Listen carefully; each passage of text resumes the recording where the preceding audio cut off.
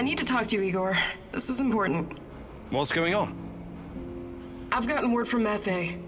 His scouts discovered a prison in the Red Forest. They just discovered it now? I thought you guys knew this place better than the mice. They discovered that an old Soviet bunker had been repurposed. It must have happened recently. Go on. We didn't know about it because there's no reason to venture out that way anymore. That part of the woods is crawling with lurkers and NAR goons. And Matvey thinks it's a prison. Exactly. Someone's being guarded there. Whoever it is, it could be important. I know it's a long shot, but I still think it's worth it. It's not heavily guarded either. Definitely worth a try. Do you think it could be your mum? No, I don't. I believe she's gone. I've made my peace with it a long time ago.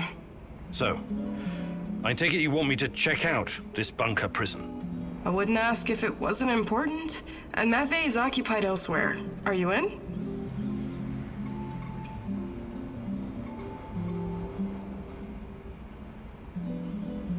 You've got a point. It makes sense to have this place on our radar. I'll check it out. Attaboy. Now go bring me back some good news.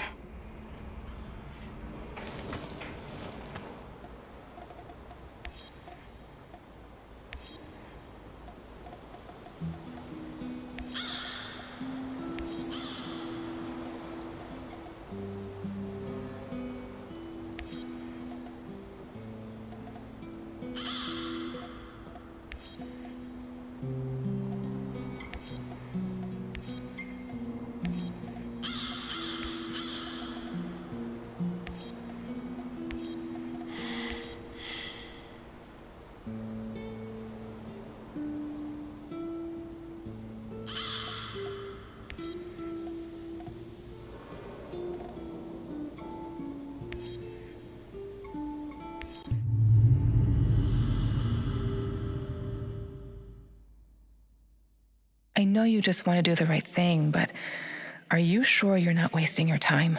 You usually don't let your emotions cloud your judgment.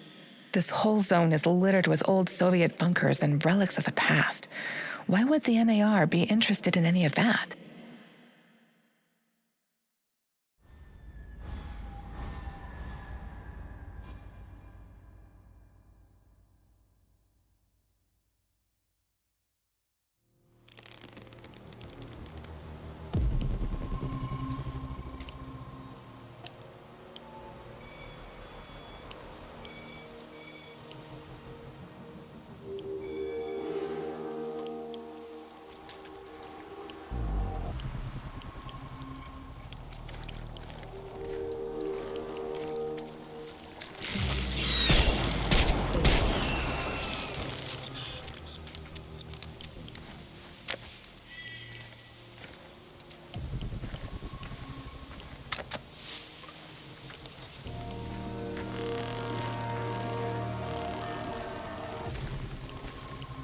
I just arrived in Red Forest. Great. Keep your eyes open and you should spot it. On my way.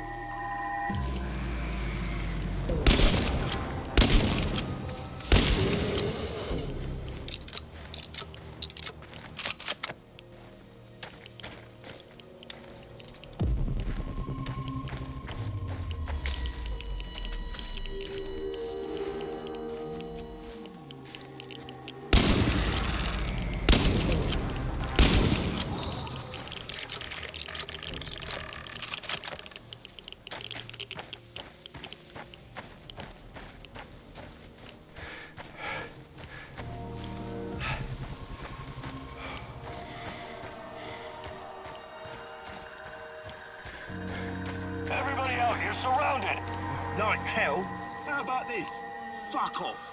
We know that you're harboring a terrorist. Her name is Olga Astapienia. Who? I think you boys got the wrong fucking address. We only want her. No one else needs to die. Open the fucking gate or we torch the place. Fucking hell. You've got 1 minute. Either Olga comes out or everyone dies. This is your last warning. Well, what do we do now? We can't come back empty-handed. Kozlov will kill us. Yeah, this sucks. But is she really that important? Hey, shut up, both of you.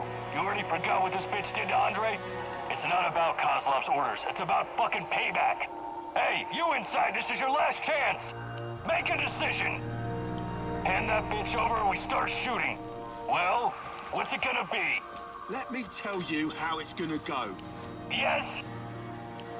You leave now, or you're gonna have serious problems.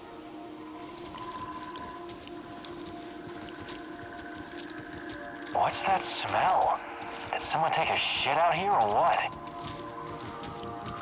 We got a casualty!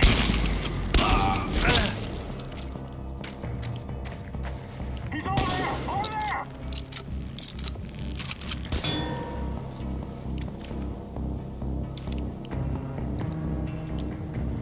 He's holed up over there! We need to lure him out!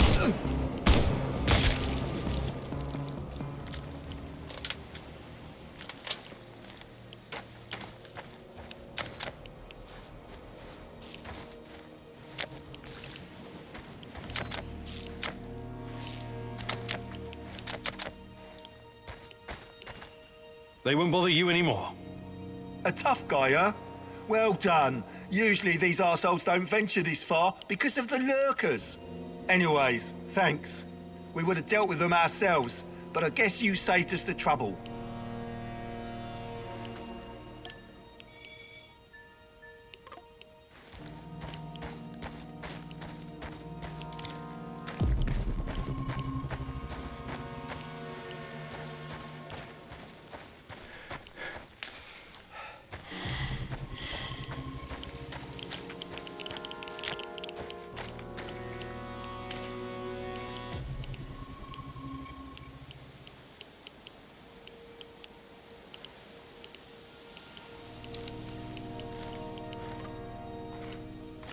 Внимание, внимание! Городской совет народных депутатов на Чернобыльской атомной электростанции в городе Припяти сообщает, что в связи с аварией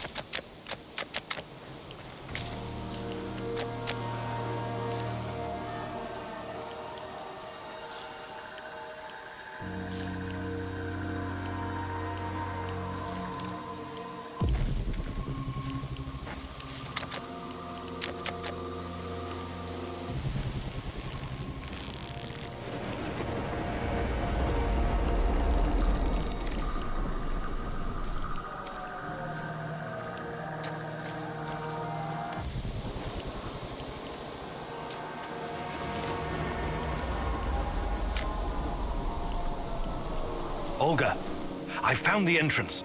Watch out for guards. They're probably close by. Of course. Where else would they be?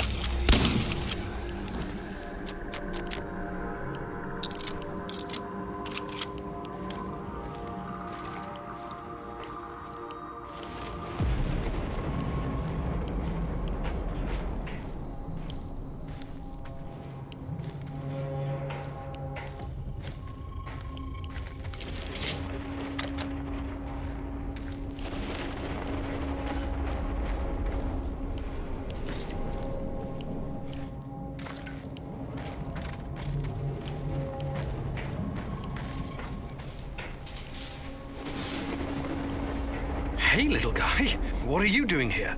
This is no place for children. No kidding, old-timer. Let me out of here before the guards come back. What's your name, kid? I'm Gleb. I didn't do anything wrong. Let me out of here, or my uncle will kick the crap out of you. Whoa, easy there, little fella. I'm not little. I'm already 10, you know. First, I need to know how you ended up here. What is this place? I was going to visit my uncle. He was supposed to pick me up in Slavutich, and this black van came after me. There were two big guys with faces like potatoes. They said that they would take me to my uncle, and they gave me a can of Coke. It's supposed to wake you up, but I got really sleepy. They kidnapped you? When I woke up, I was in here, but I wasn't scared. I didn't even cry. Maybe just a little. I'm almost a grown-up. I tried to escape once by myself, but the stupid guards caught me and put me back in this cage. And one of them said, if you try and run again, you'll regret it, little rat. But I'm not like a little rat at all. Rats stink and poop everywhere. You're the bravest little boy I ever met, Gleb. I told you, I'm not a little boy. Who's your uncle? Someone important? Of course he is. He's a big shot around here. When he hears what happened to me, heads will roll. That's exactly what he'll say. I wonder. Is your uncle in the military? He was in the army like my daddy, but Mummy and Daddy are both in heaven now, so Uncle is taking care of me. I'm sorry about your parents. So, he's a soldier, eh? He's working on something big and important for important people, but I don't know what it is. You're a riddle wrapped in an enigma, my dear lad. I want to help you, Gleb, but I need to ask you something first, okay? Okay, but hurry up before the guards come back. I hate them. They stink like onions and medicine. What kind of medicine? I don't know, but my uncle drinks it too. Says it's good for his heart. He always carries a small bottle of it in his chest pocket. Really smelly. I see. That kind of medicine. These men, did they ever hurt you? Did they give you something? Shots, maybe? Or pills? No, they only yelled at me when I told them to let me go. Did they put you in a weird machine? Or give you green crystals? No, never. Curious. So you have no idea why they put you in that cage? They'd say I'd be collateral? Something like the bear. Collateral? Maybe. I don't know what that means. They said that my uncle knows I'm here, and he's coming to visit soon, but I bet they're liars. Oh boy, you've been through a lot. Can I see my uncle now? Please, please, please. Soon, kiddo. Just give me a minute to think here. All right, time to bust you out of here. Thank you. I'll tell my uncle that you're a really nice person. Nobody deserves to be caged like that. You need to help him, Igor. Igor, look. If you think things through, you realize the lad is safer right where he is than out in the zone.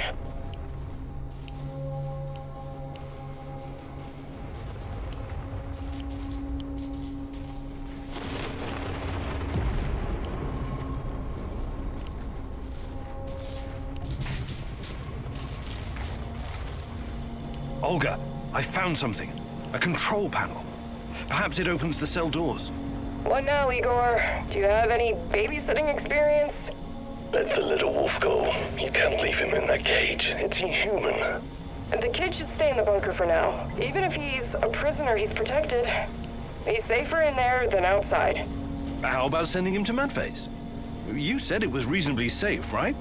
Not a place for kids. Everyone needs to know how to fight. What are they gonna do with him anyway? Why can't you just, I don't know, open that portal of yours and send him to your base? I thought about it, but it's too risky. He's too small. The molecular structure of his body may be irreversibly changed. In that case, I'm telling you, leave him right where he is.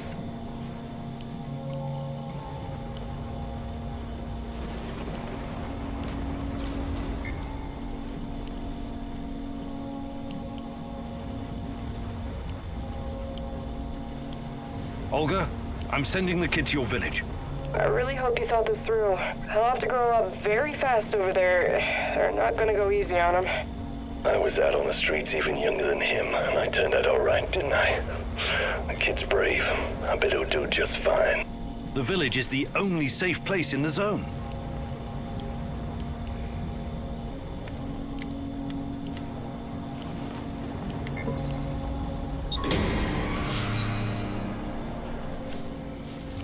There's a village nearby, Glib.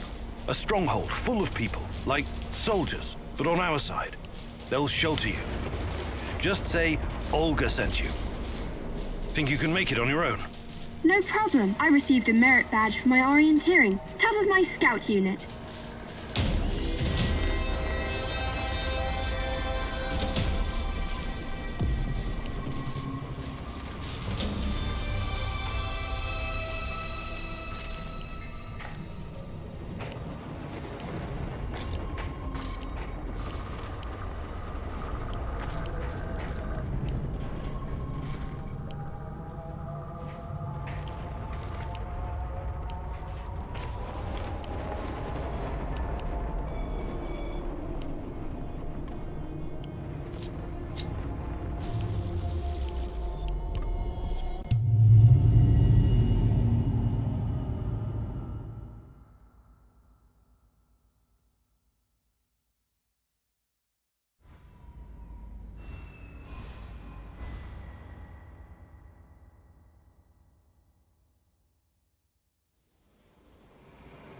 How weird was that, huh? Discovering a secret NAR prison in the middle of nowhere?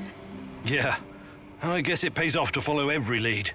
If it wasn't for you and Madvi, we might never have found this place. It was nothing. I'm happy you saved that kid. I really am. I want you to know that.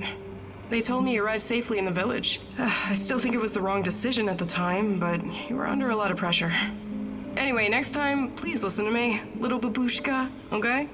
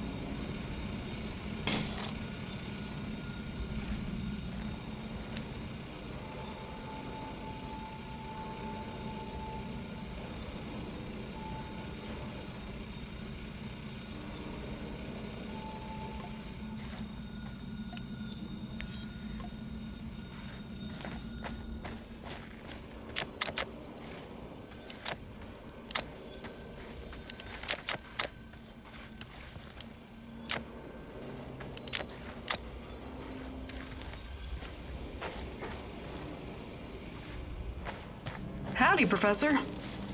Hi, Olga. What's going on with you? I just remembered something. I thought you might find it interesting. I was guiding a group of biology researchers from America a couple years ago. I showed them around the Red Forest and everything. They were taking measurements, and one guy told me that the trees had barely changed since the incident. I hadn't really thought about it till now. But it really does feel like this whole place is a snapshot of the past, like a butterfly caught in amber. That's probably due to the radiation. It almost wiped out the microorganisms living on the forest floor. There's almost no decay, so the trees don't rot like they normally would. I mean, they are decaying, but extremely slowly. So it's almost like time stopped in the Red Forest after the explosion. I find that weirdly romantic. Not my kind of poetry, but I can appreciate the sentiment, Olga. Hi, Olga. I'd be glad. Fantastic. No jokes while we're...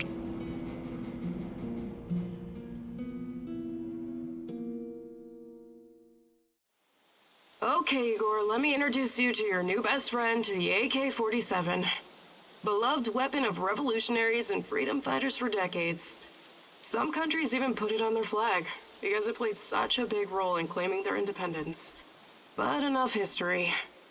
I'll give you some pointers to help you understand the weapon's full potential. The biggest challenge is compensating for recoil in automatic firing mode.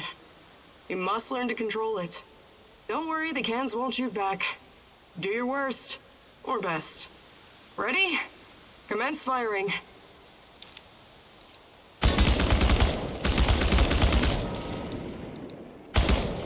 Well, you need to work on your aim, and your stance, and proper grip, but you'll have many opportunities to practice. Okay, Professor, I think you've learned the basics.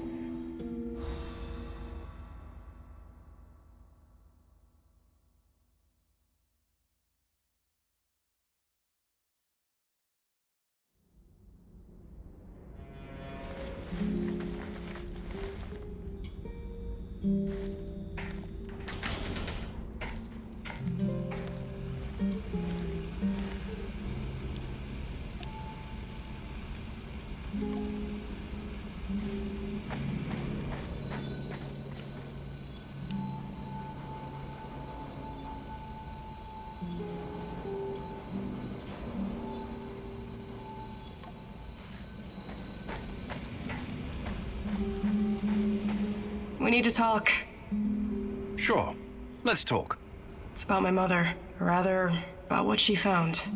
I didn't tell you this before, because I didn't know if I could trust you. I think I know why they took my mom. She was dangerous to NAR. It wasn't a coincidence. She saw something. Even took a photo. You see, when NAR first came here, they pretended to be friendly. They offered free examinations to several sample shells, and even promised my mother medical assistance. It was all a ruse, of course. My mother was invited to their lab, and she ended up seeing something she wasn't supposed to. She was inside their lab. You should have told me about this sooner. Do you know what she saw?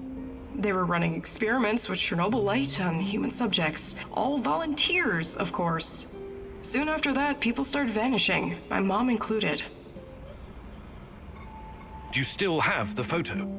No, my mom always kept it on her. Is there any other proof to back up your mother's account? No, but I can't see my mother lying about something like that. She only ever had the sample shell's best interest at heart. My mother was the least selfish person I've ever known. She wanted to help everyone who suffered from the Chernobyl disaster in any way she could. She paid the ultimate price for her kind heart. Now, I have to find out why and make this right. I get it. Really. She sounds like an amazing lady. How can I help? I know it's a lot to ask, but I need to know what my mother saw in that lab. I need you to go to Lenin Square and get inside. There must be something there incriminating NAR. This will help your search for Tatiana as well. If she's in the zone, she must somehow be part of all of this. It won't be easy, but I'll definitely try. Igor, a moment, please. I heard you talking to our she-wolf here. You don't want to go to Lenin Square. I don't think you're ready. Who knows what you'll be up against? I think I've proved myself quite capable, no? You can harness the power of Chernobylite, an impressive feat. But what if they find a way to disable it?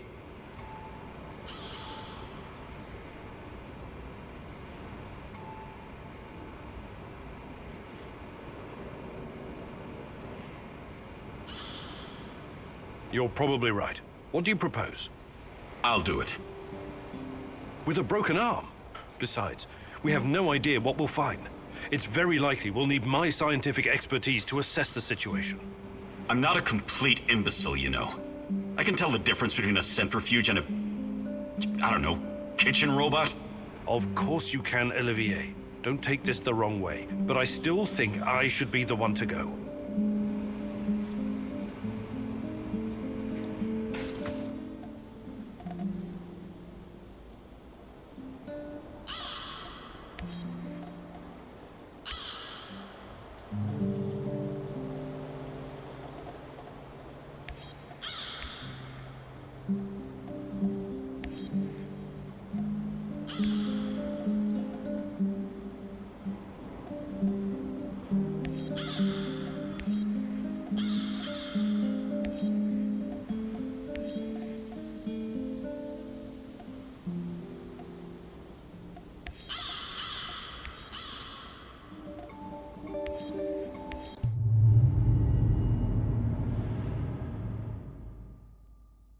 It seems that Olga's mother was onto something that got her killed.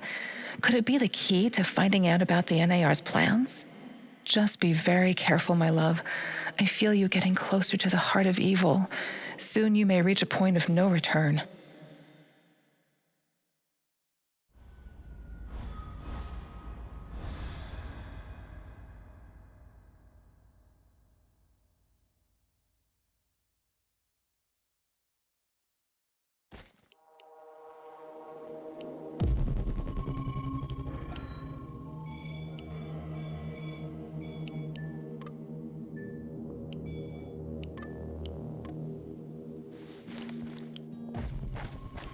Head for the lab, Igor. Should be in the middle of NAR's camp. See if you can slip in unnoticed.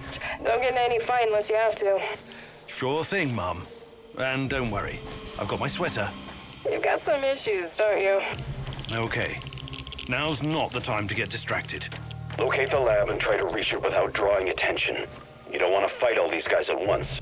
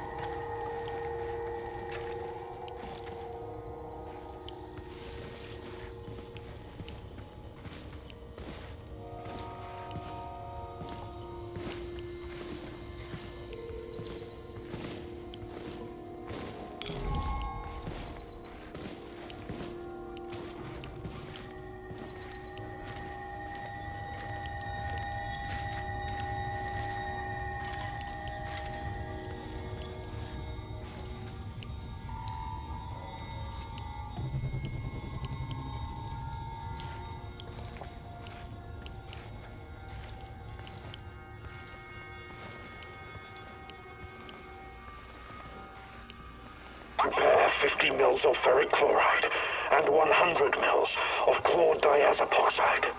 I know that voice. Where have I heard it before? Right away.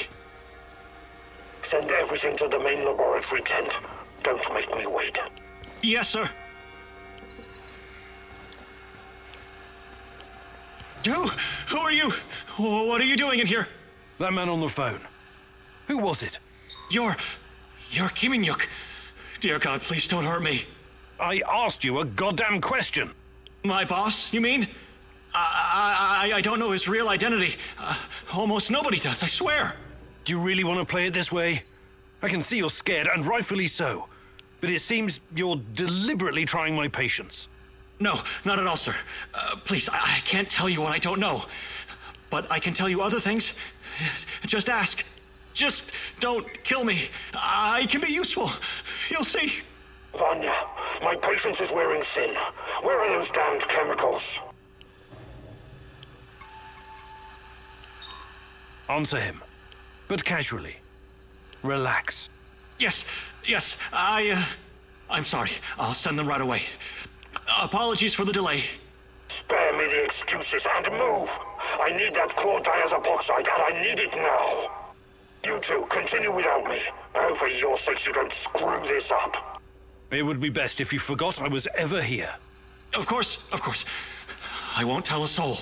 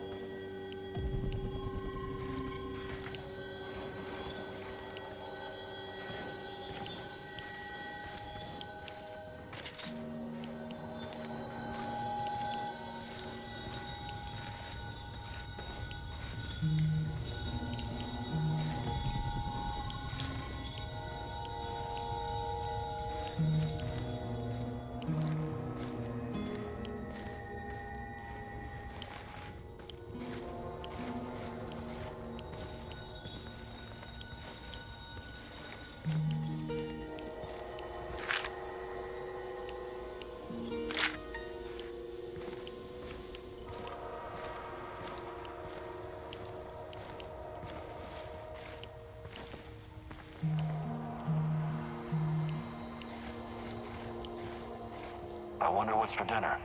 Hope it's not that fucking pea soup again.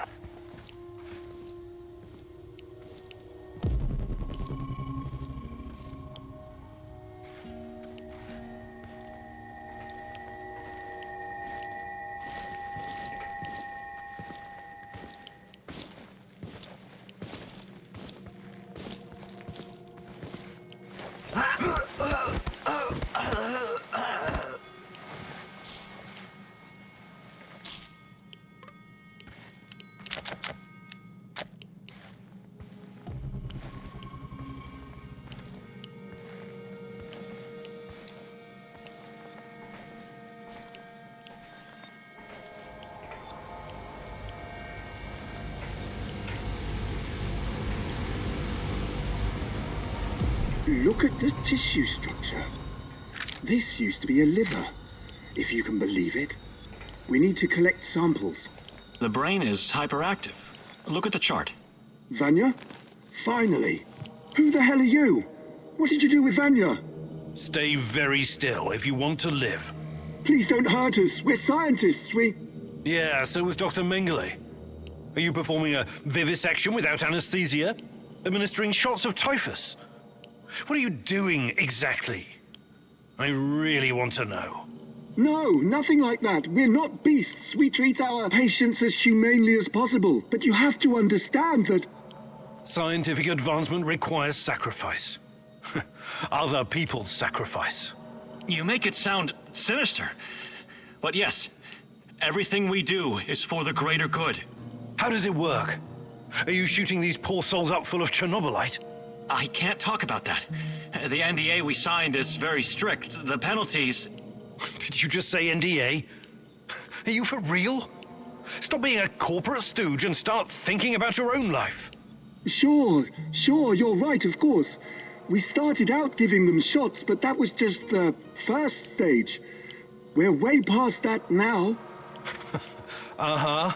It was, you see. The fatality rate was... it didn't bring the desired results.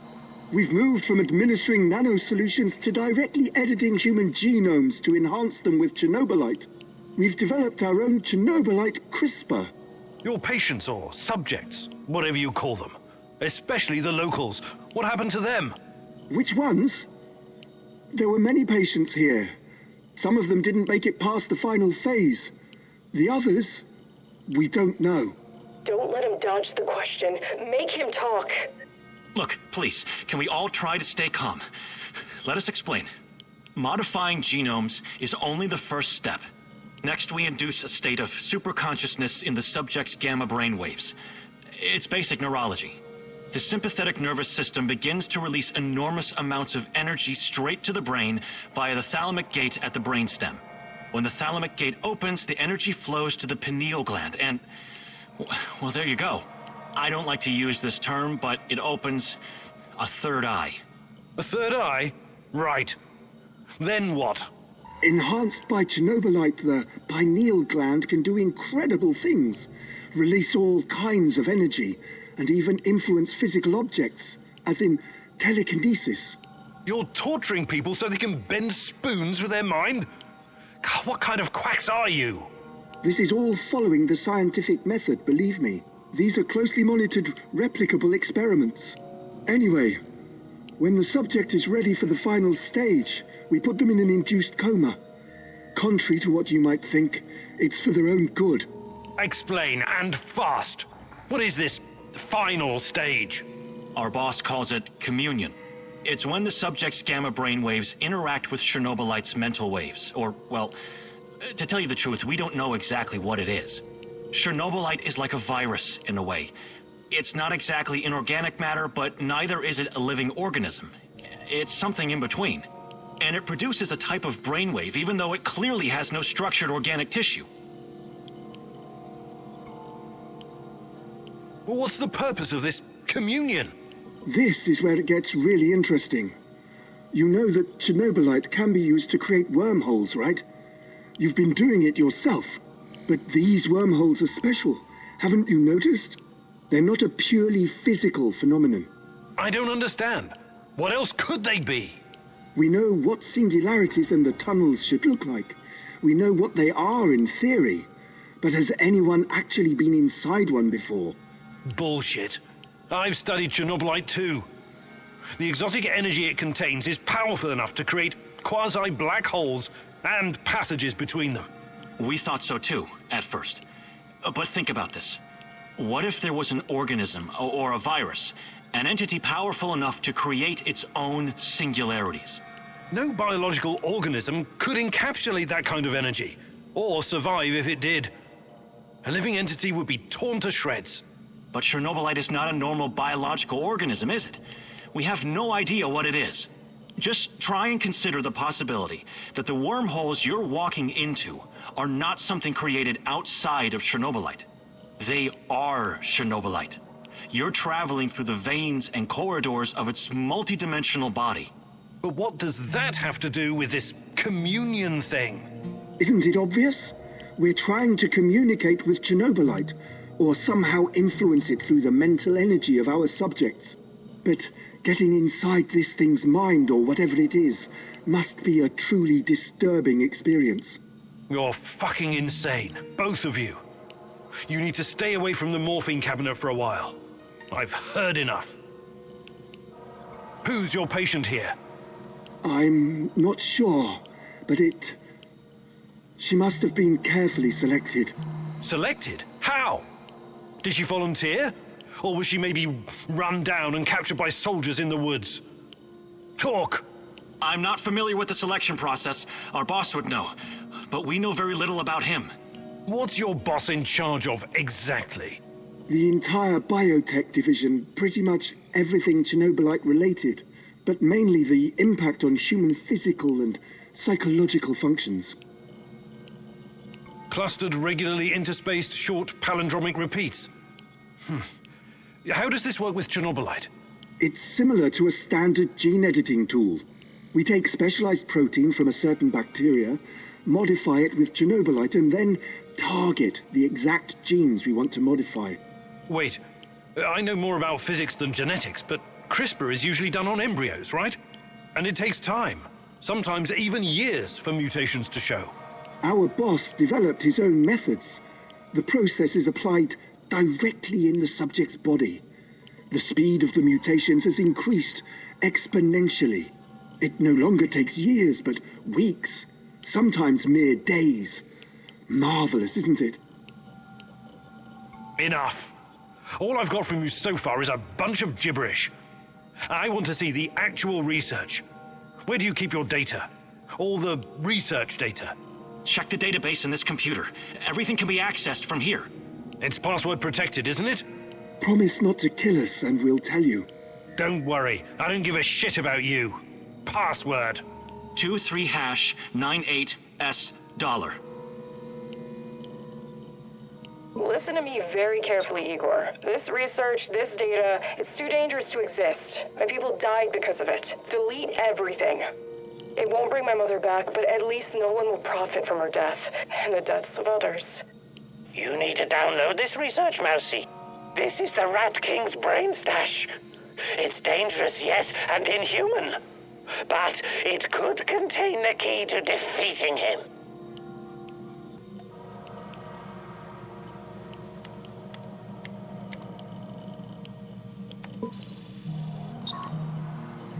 Good call. I knew you'd see reason. What have you done, Mousy? Why aren't you following your mentor's guidance? The Rat King must be destroyed. Everything else is irrelevant.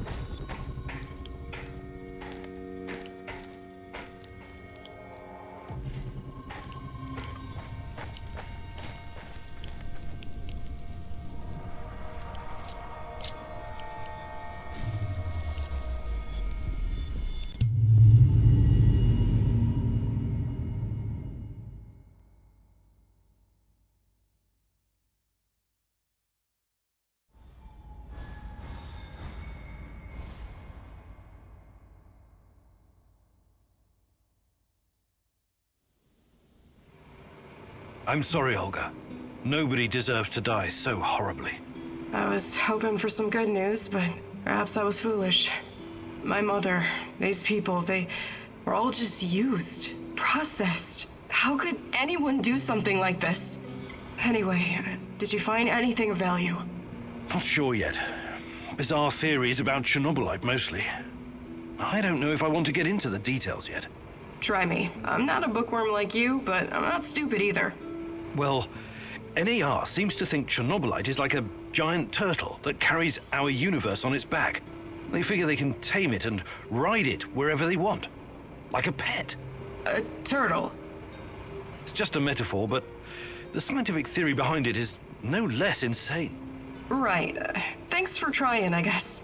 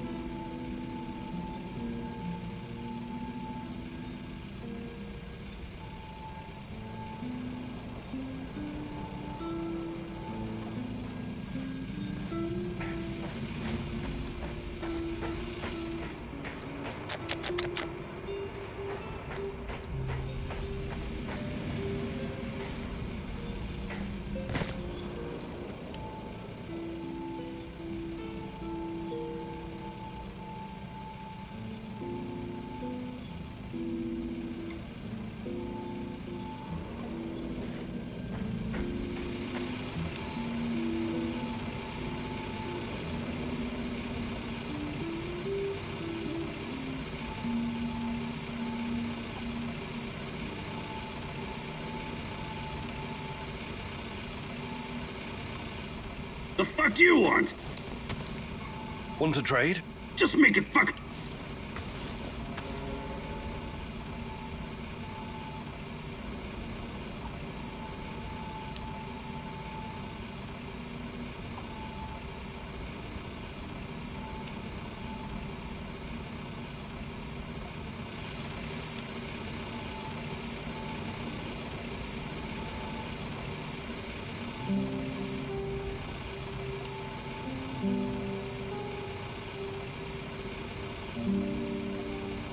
The fuck you want? Want to trade? Just make it fucking...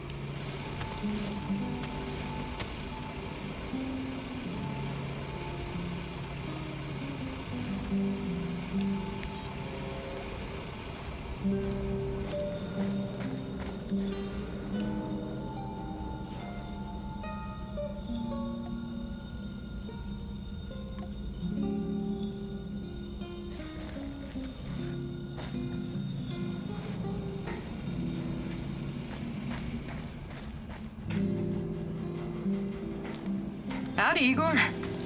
Hello, Olga. What's on your mind? Do we have any fresh fish? What? Why would you even ask that? I'm sick of canned food. I can't remember the last time we had something fresh. Okay. I'll let you know if I stumble across some clam chowder or caviar. Maybe you'd like a nice Chardonnay to wash it down? There's no call to be a wise ass. I know very well what can and cannot be found in the zone. But what would you say about setting up a fish farm? A fish farm? Yep, we could all use more protein in our diet.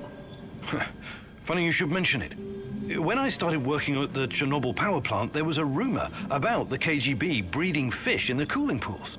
Really? Did the fish get big? Sure, huge. And they came pre-seasoned too, with strontium-90. Not edible. I wouldn't chance fish farming anywhere in Pripyat, even today. I guess that means I'm stuck with cans. You and me both, sister. Hi, Olga. Actually...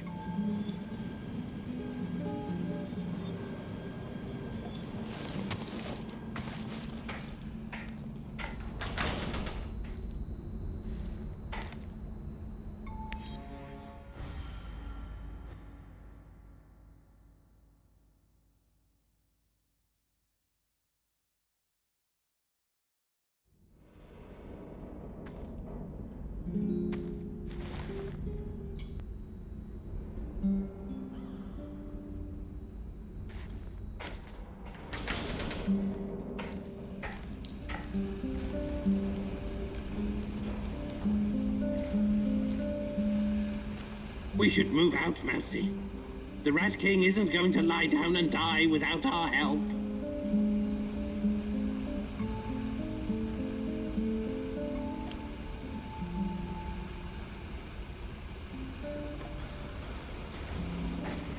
Igor, I need to tell you something. Remember when you asked me why the lurkers stay away from our village?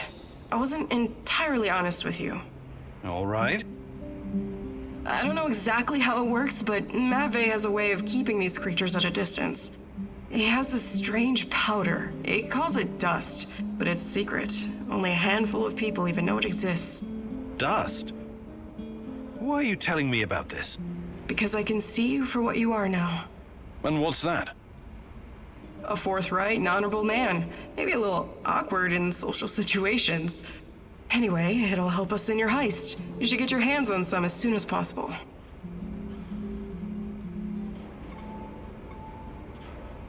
Well, if it works, there must be something to it.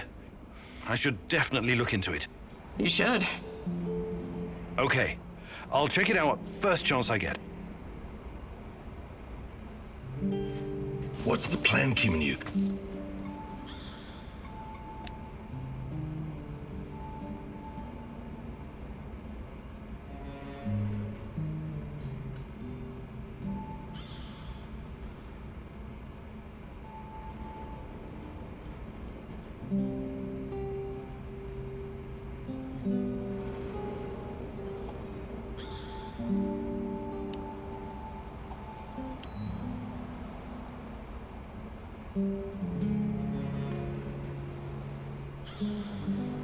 What's our next move, boss?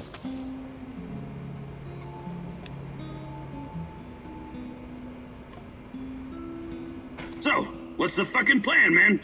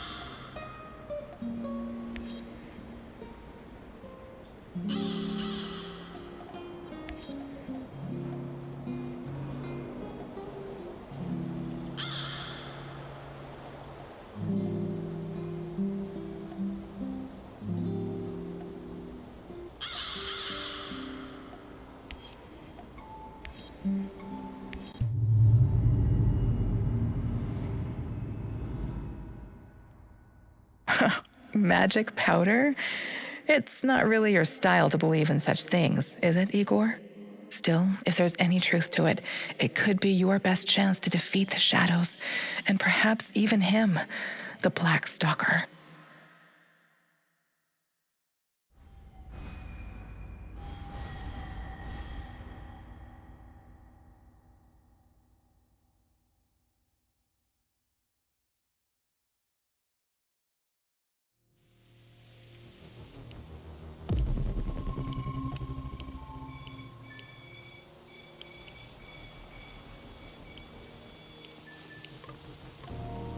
Watch out for those bastards, Igor. I heard on the radio that they're sending more troops to Red Forest.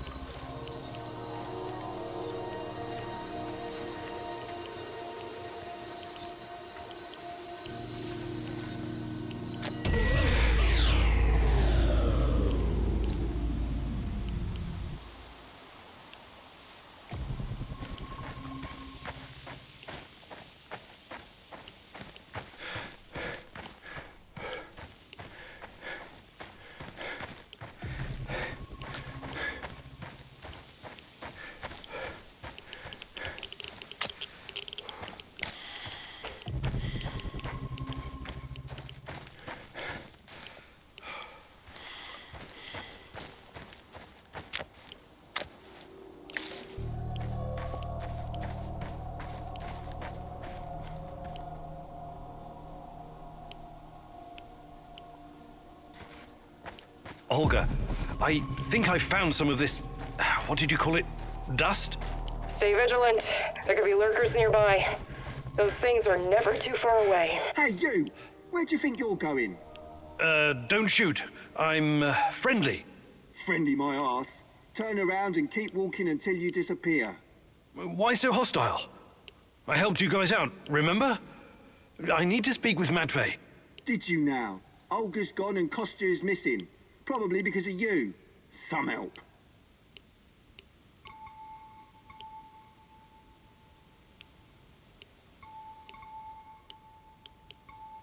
Look, I really need this dust.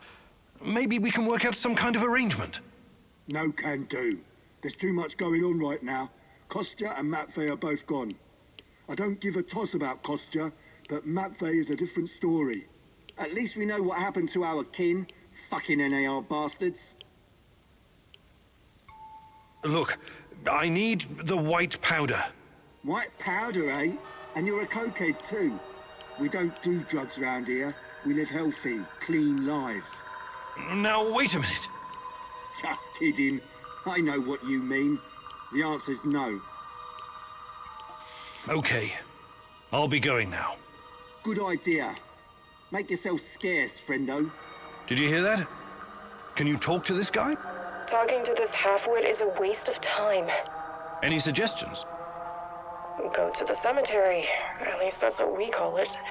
Matvey used to visit there from time to time. Maybe you'll find him there. Or Kostya.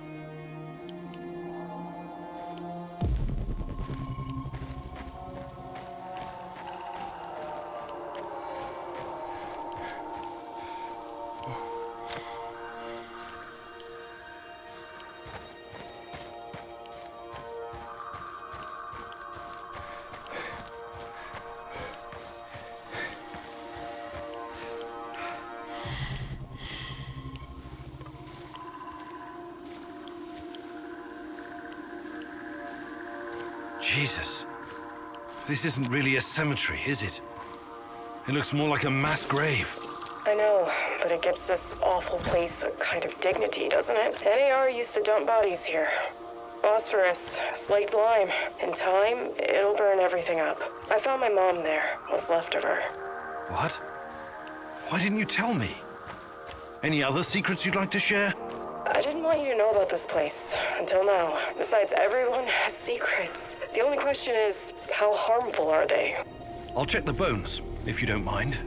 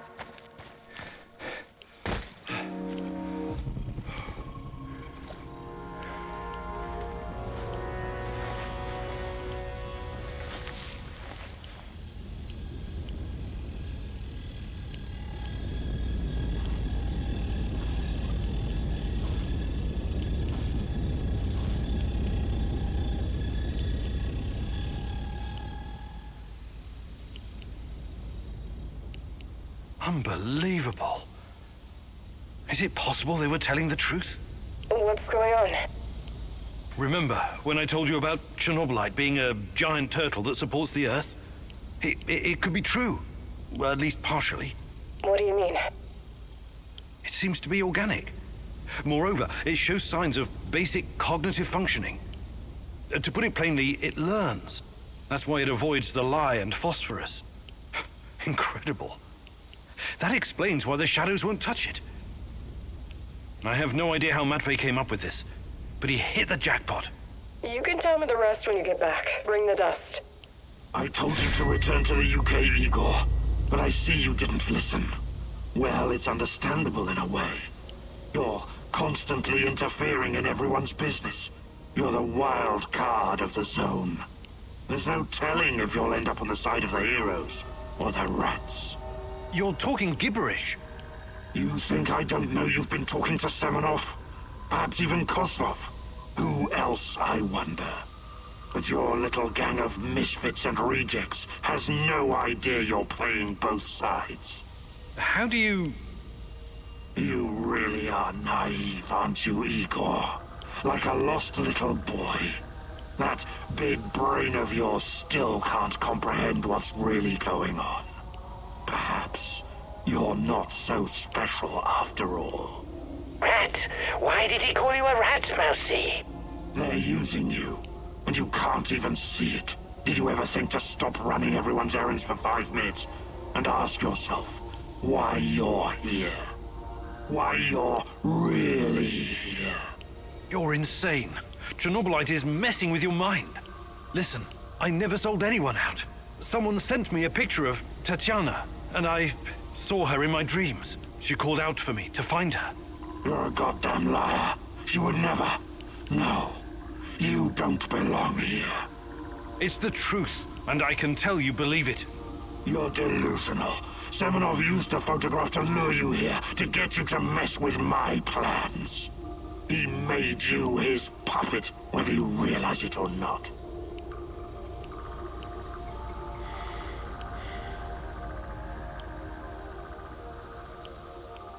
You underestimate me, old friend.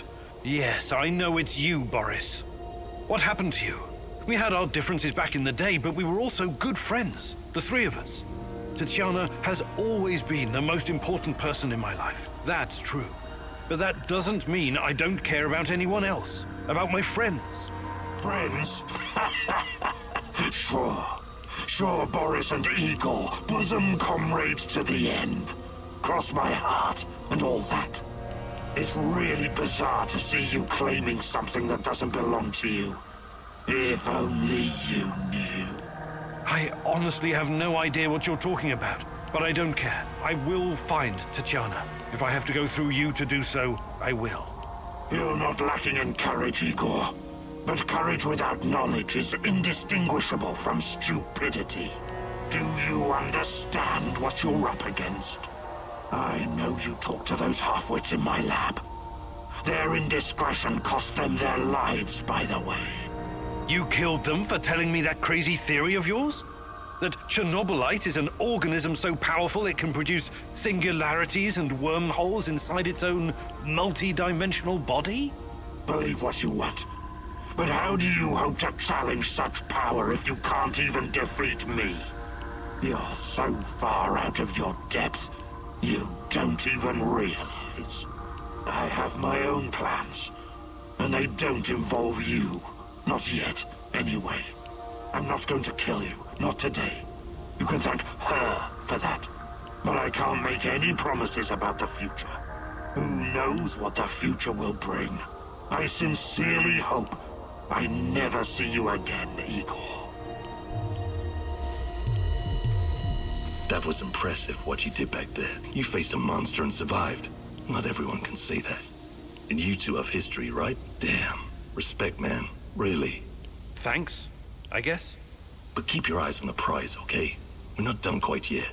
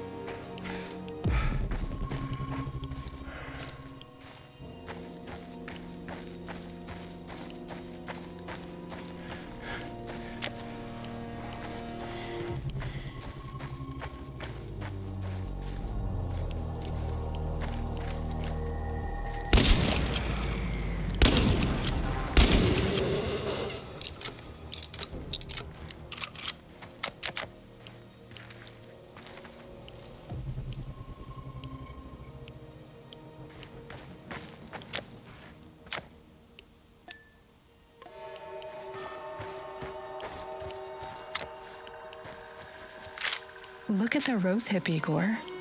The branches are dry and naked, but the fruits are bursting with love. It's just a fruit, rich in vitamin C, if memory serves. I can't remember the Latin name. A rosehip by any other name would taste as sweet. Yes, I guess so. Oh, you're a terrible Romeo. You know that?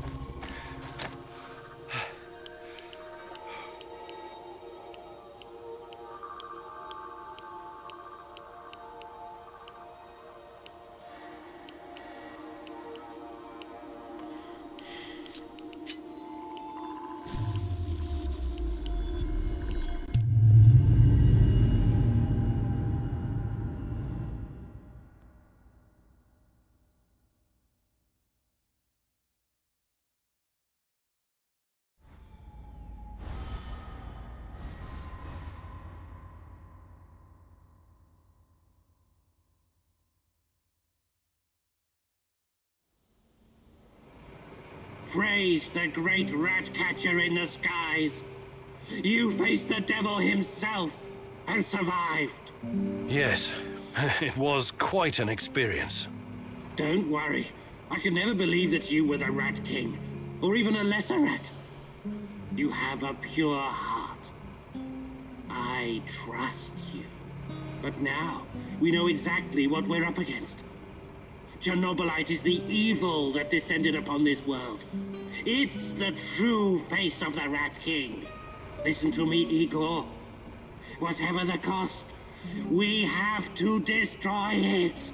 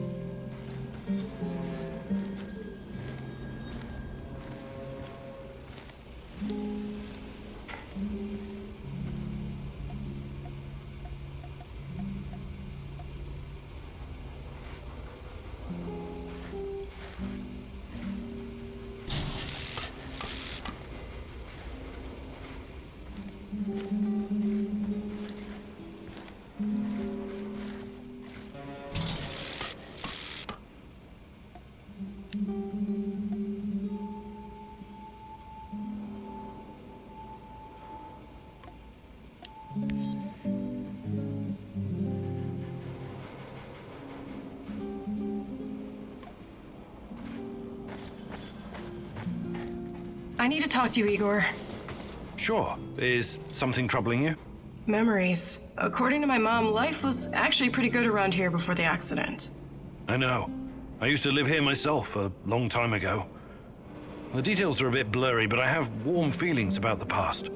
Right. Then you must know that life in Chernobyl was better than in other parts of the Soviet Union. My mother told me that all the closed cities, the secret cities, offered creature comforts in exchange for secrecy and obedience. It was a privilege to live in such a place. You could always buy whatever you wanted. The streets were safe and the pay was decent. Everybody believed the authorities would protect them from any harm. They were such good comrades, after all. They would have gladly given their lives for this country. And for what? All the cover-ups, the KGB worrying more about appearances and the state secrets than their own people. My mom's friend Katya was living in Kiev at the time of the Chernobyl catastrophe. She was pregnant. And only 1 week after the reactor blew apart, she marched in the May Day parade of 1986. Can you imagine? It wasn't canceled. What a crime. The authorities never warned anyone. They claimed it was completely safe. They didn't give a fuck about them. They just wanted to keep a lid on it.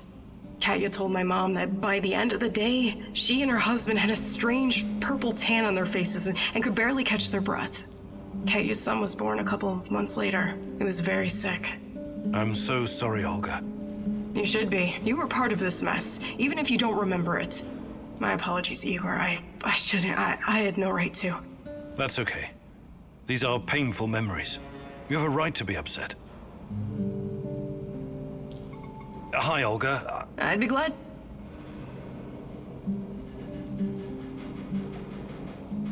Fantastic. I'm ready to learn. Oh, great huntress. No jokes while we're training or I'll smack you upside the head. Got it?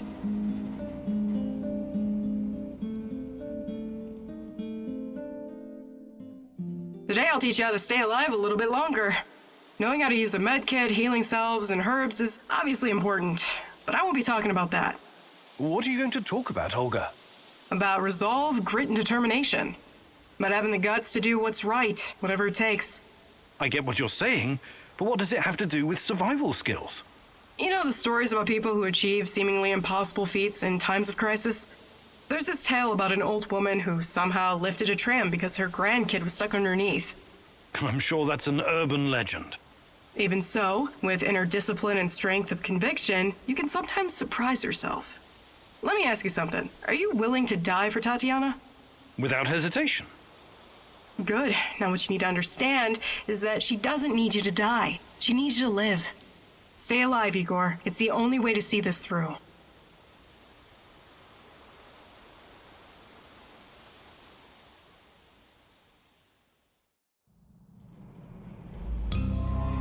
You did good, Professor. Sweat, blood, and tears are the secret formula to becoming a master.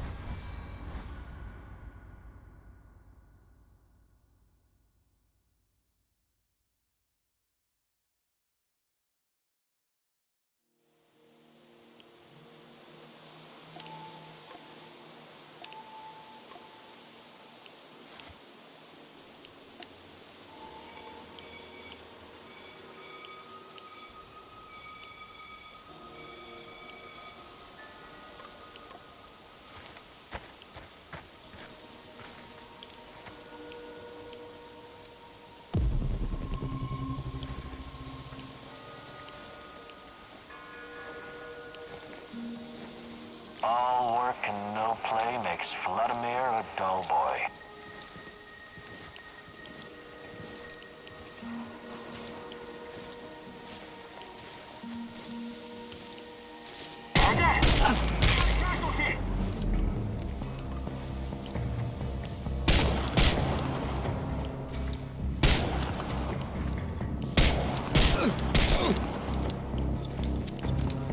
He'll come out eventually. Everyone be ready.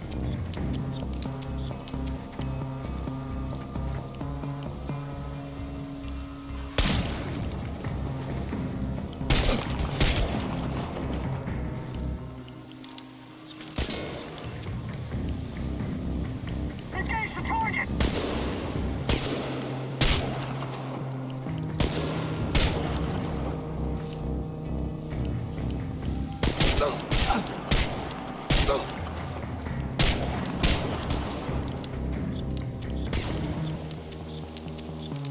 It's just one guy. One guy. Get him.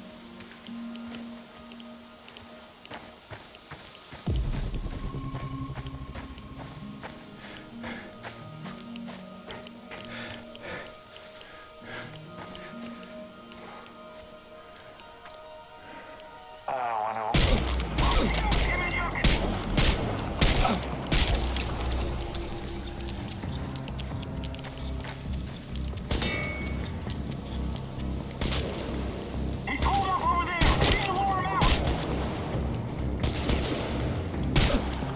We got you now, Stalker.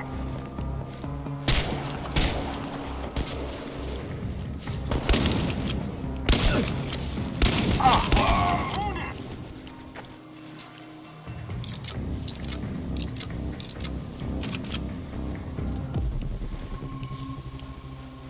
Smoke the motherfucker out.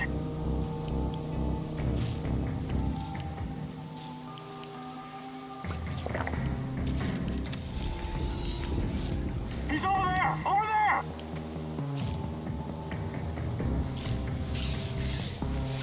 Motherfucker's vanished! We gotta find his ass!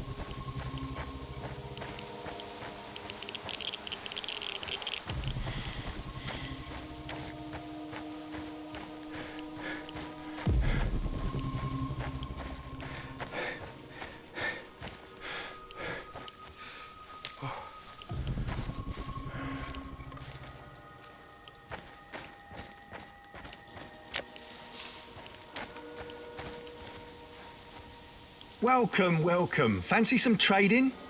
I have to ask. We're in the middle of nowhere. What are you even doing out here? Out here, everything is in the middle of nowhere, my friend. Sometimes you need to get off the beaten path to find a solid business opportunity. I learned that from Warren Buffett. You've met Warren Buffett? Good luck building your fortune. Thanks.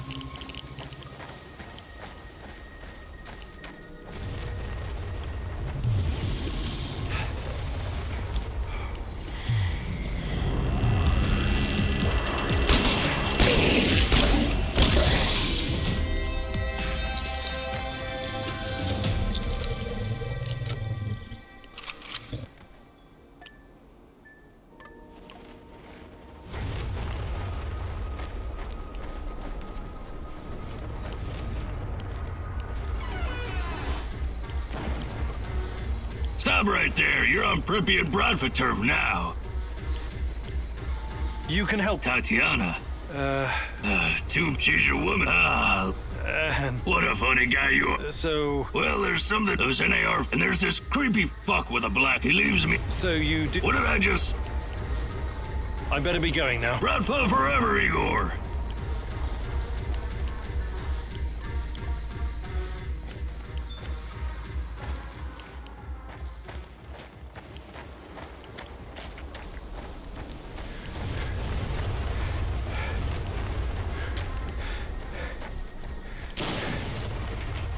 Hello, fellow prospector.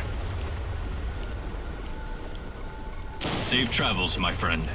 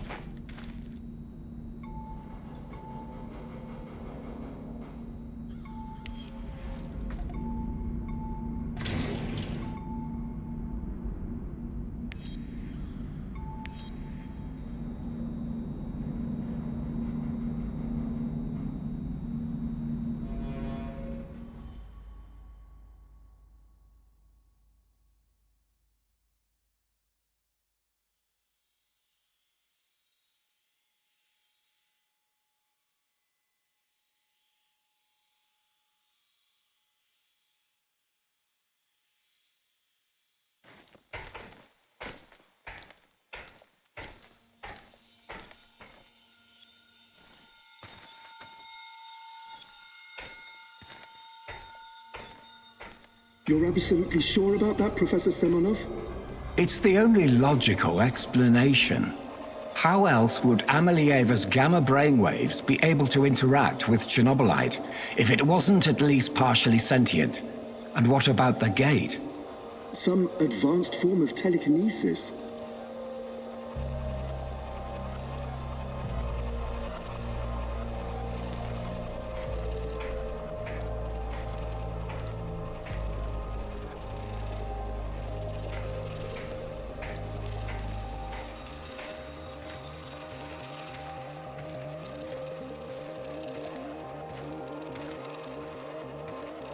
That's not a sufficient explanation, not by a long shot.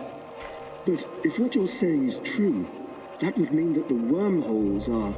No, that is impossible. Why impossible? Think about it.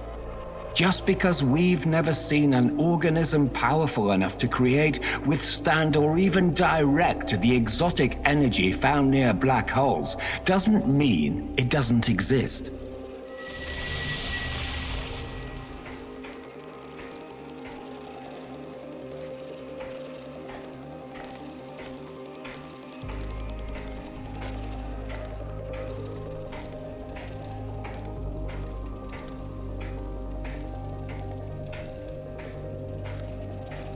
So these fractal tunnels, they're also organic. So we're what? Traveling through the veins of a giant multidimensional Moby Dick? Right now, thanks to his trials, only the Black Stalker is. And if you like to play with metaphors, I would say more like a giant multi-dimensional squid. And that would make the shadows, what? Some kind of external white blood cells?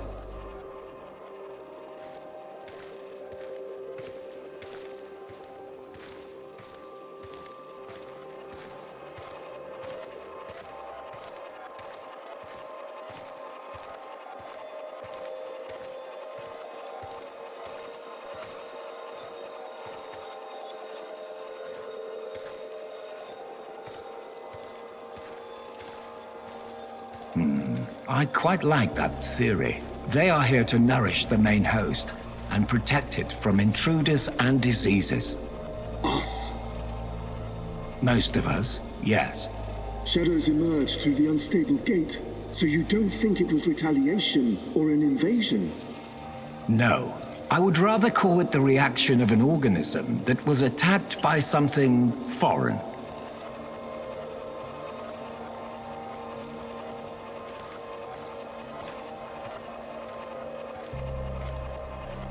By foreign, you mean our test subjects? So shadows are some sort of antibodies? Exciting, isn't it? And Amelieva is like the correct protein, the conduit. She can communicate with the beast, but the beast can also speak through her. I've seen what happened to subjects who were exposed to Chernobylite. Getting some FaceTime with this must be unsettling.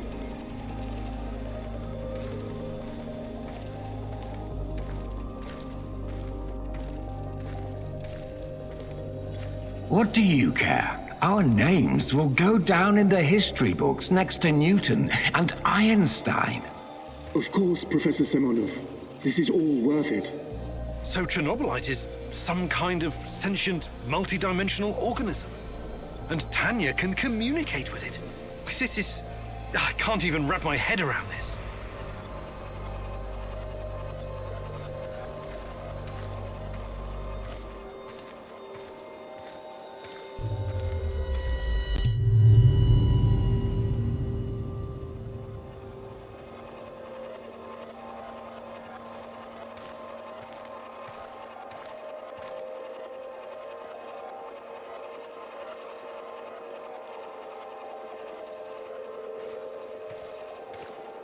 It's been so long, my love. Why can't I hear you anymore? Since you gave birth to the boy and fell into a coma. You used to visit me in my dreams. I miss our conversations. I miss you, Tanya. Sometimes, I think I lost my way in all this. Lost myself.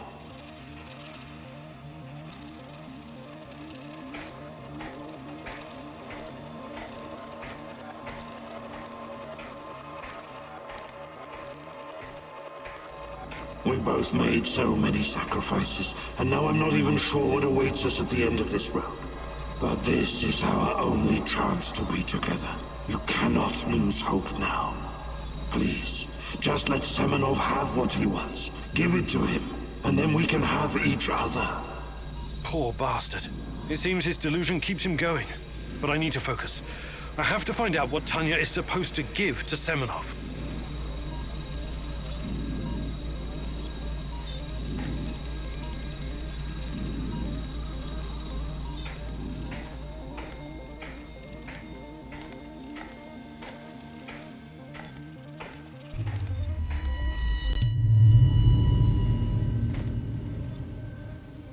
It's fascinating, Professor Semonov, really.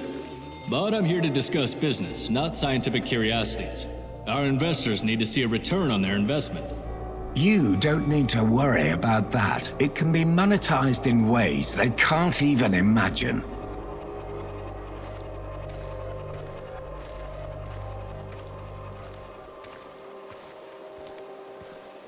But that's just the thing. These people don't like surprises. They want to know precisely what to expect. New types of weapons, medicine, a new means of transportation? All of that, and more. You can tell your precious investors that the millions they're pouring into our project will come back to them as billions. And what about the Duga radar?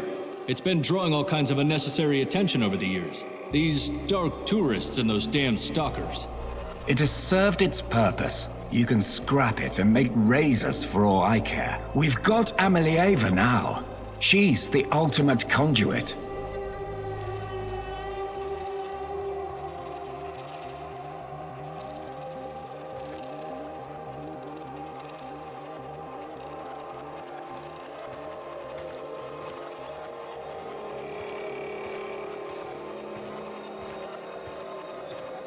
What we have in the works right now, it will transform the NAR into the biggest conglomerate in the world.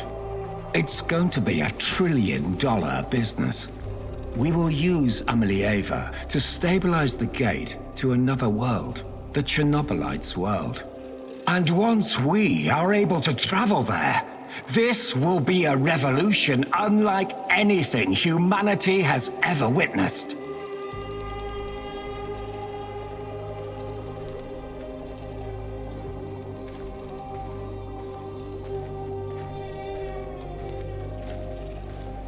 You could call it an ontological shock. Ontolo what? Never mind. Okay, as long as you find a safe way of putting a dollar sign on it, you've got the permission of the board. But, you know, just keep your feet on the ground, okay, Professor? We're here to make money, not destroy the world or cause shocks of any kind. I've got it all under control. Everything is in place, and our patient zero is ready. Dear God, so that's what Semenov needs Tanya for? Stabilizing a wormhole? A gate to the origin of Chernobylite. I need to get to the power plant and find her fast, before he can carry out this insane plan. Who knows what can happen to her, or to the world? I've got to make a plan, and move fast.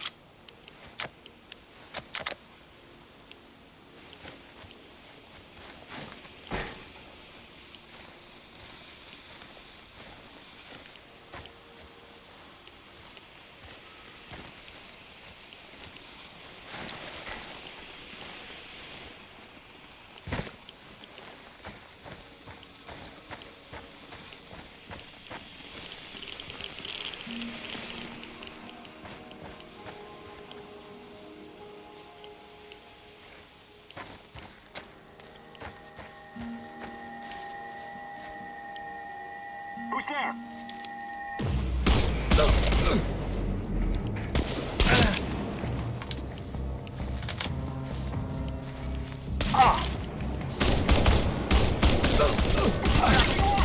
repeat, we've got men down!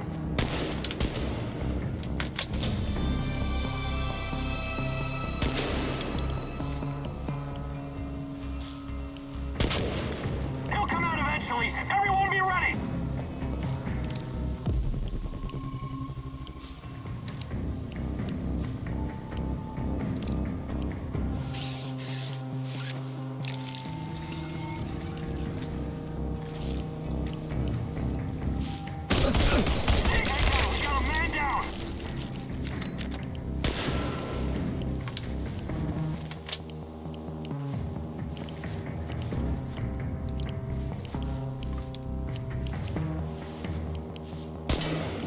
He's holed up over there! We need to lure him out! He's over there! Over there!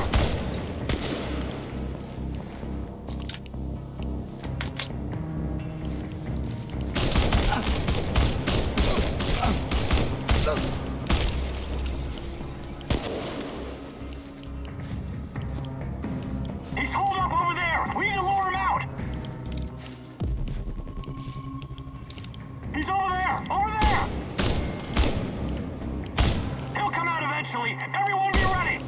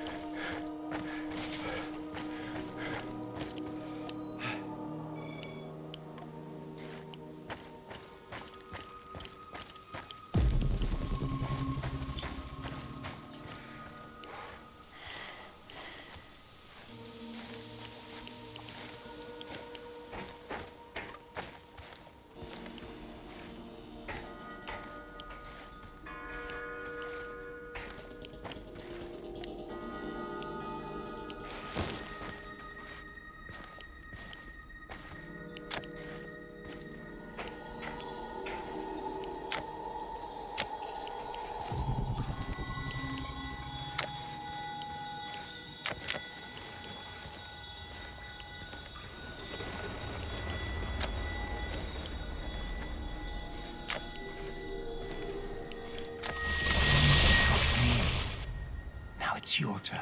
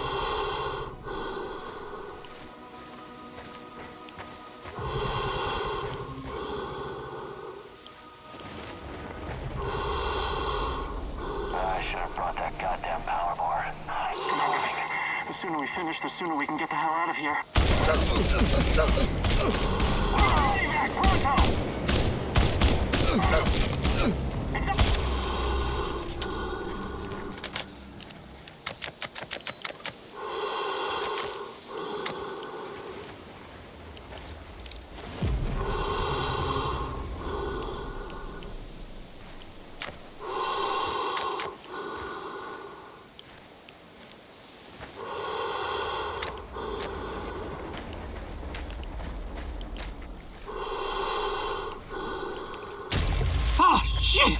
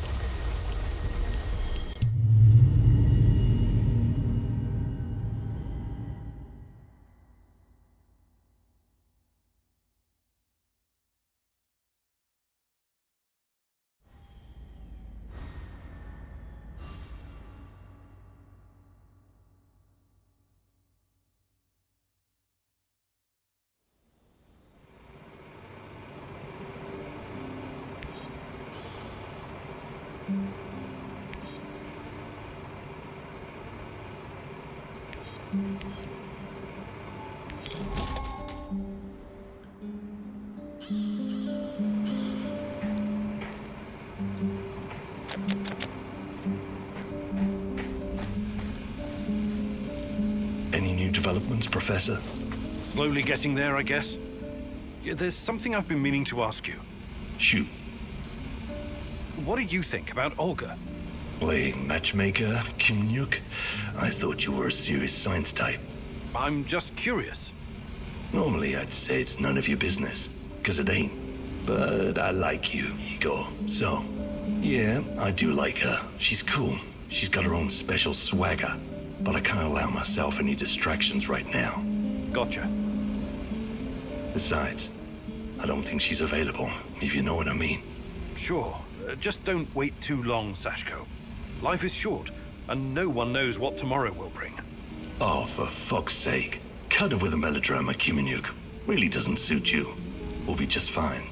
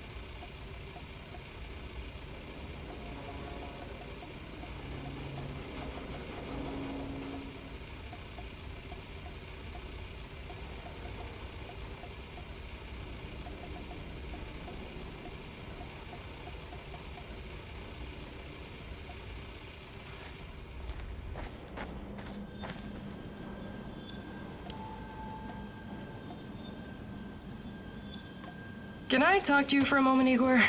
How you doing, Olga? Everything all right? You keep mentioning this girl, Tatiana.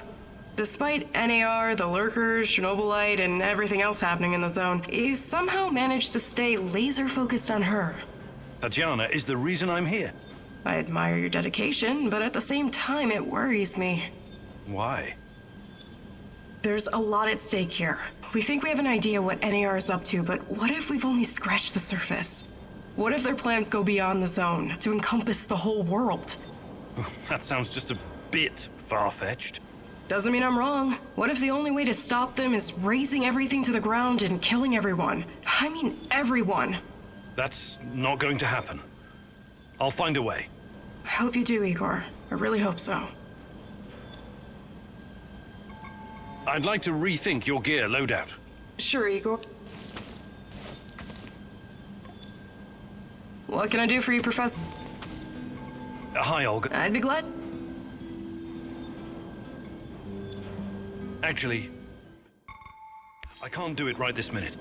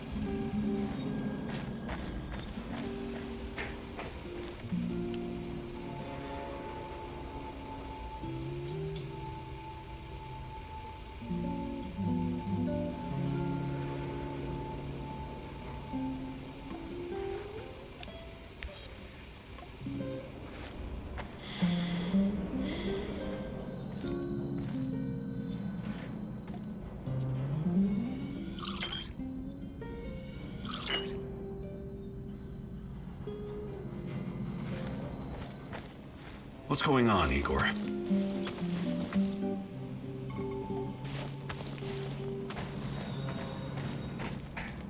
Have you heard of cloud seeding? I've heard that it's possible. Why? Because it was used to save Moscow from the Chernobyl fallout at someone else's expense. There's a lot of crazy theories surrounding the Chernobyl catastrophe. What's your source for this one? My mom told me it's what caused my father's thyroid cancer. But there are a lot of factors involved in... My mother was a doctor and a chemist. Trust me, she would know. Anyway, she told me what it looked like. Fighter jets shooting bullets with silver iodine in the radioactive clouds. The rain would wash down the toxic particles. The first cleanup operation was just 2 days after the Chernobyl disaster. Obviously, it was done in secret. The goal was to make the rain fall on smaller cities and villages in Belarus and Ukraine, for the cloud could reach Moscow. The little people suffered because of it. No one can even guess how many people died in the radiation-related diseases in the following decades. Of course, the authorities denied it. They're still denying it even today. Every time I think about it, I wish I had one or two of those fuckers in the sights of my Moss and Nugget. I find that hard to believe. Naturally. I heard you were once a true believer in the system. It's not that simple. No need to explain yourself. It was a long time ago. I just hope you're smarter now. Those in power will always think of themselves first. Communism or no communism. Hi, Olga. I'd be glad. Fantastic.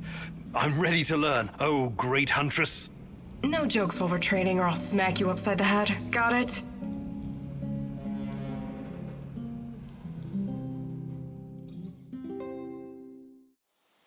Welcome to your second lesson, Igor. Now I'm gonna teach you how to handle your rifle in automatic firing mode. I'll let you in on a little secret. The fastest way to kill an enemy is to replace all their internal organs with lead at a rate of 700 rounds per minute. Okay, maybe it's not really a secret, but it is common sense. You're a scientist. You should appreciate that. You've already met your arch enemies, the cans. Now imagine you have to shoot them all at once. This exercise is about using full auto mode and emptying an entire magazine in one burst. You know the Petrov stance, right? Control the recoil and try not to tear up the clouds. Remember, I will terminate the training if you stop firing prematurely. Ready? Okay, go.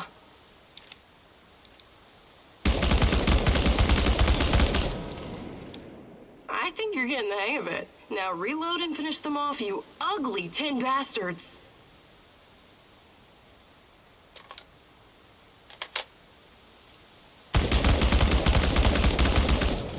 Not all the cans are dead, but you definitely scared the shit out of them. I think you now have a real fighting chance against your enemies. Well done, Igor.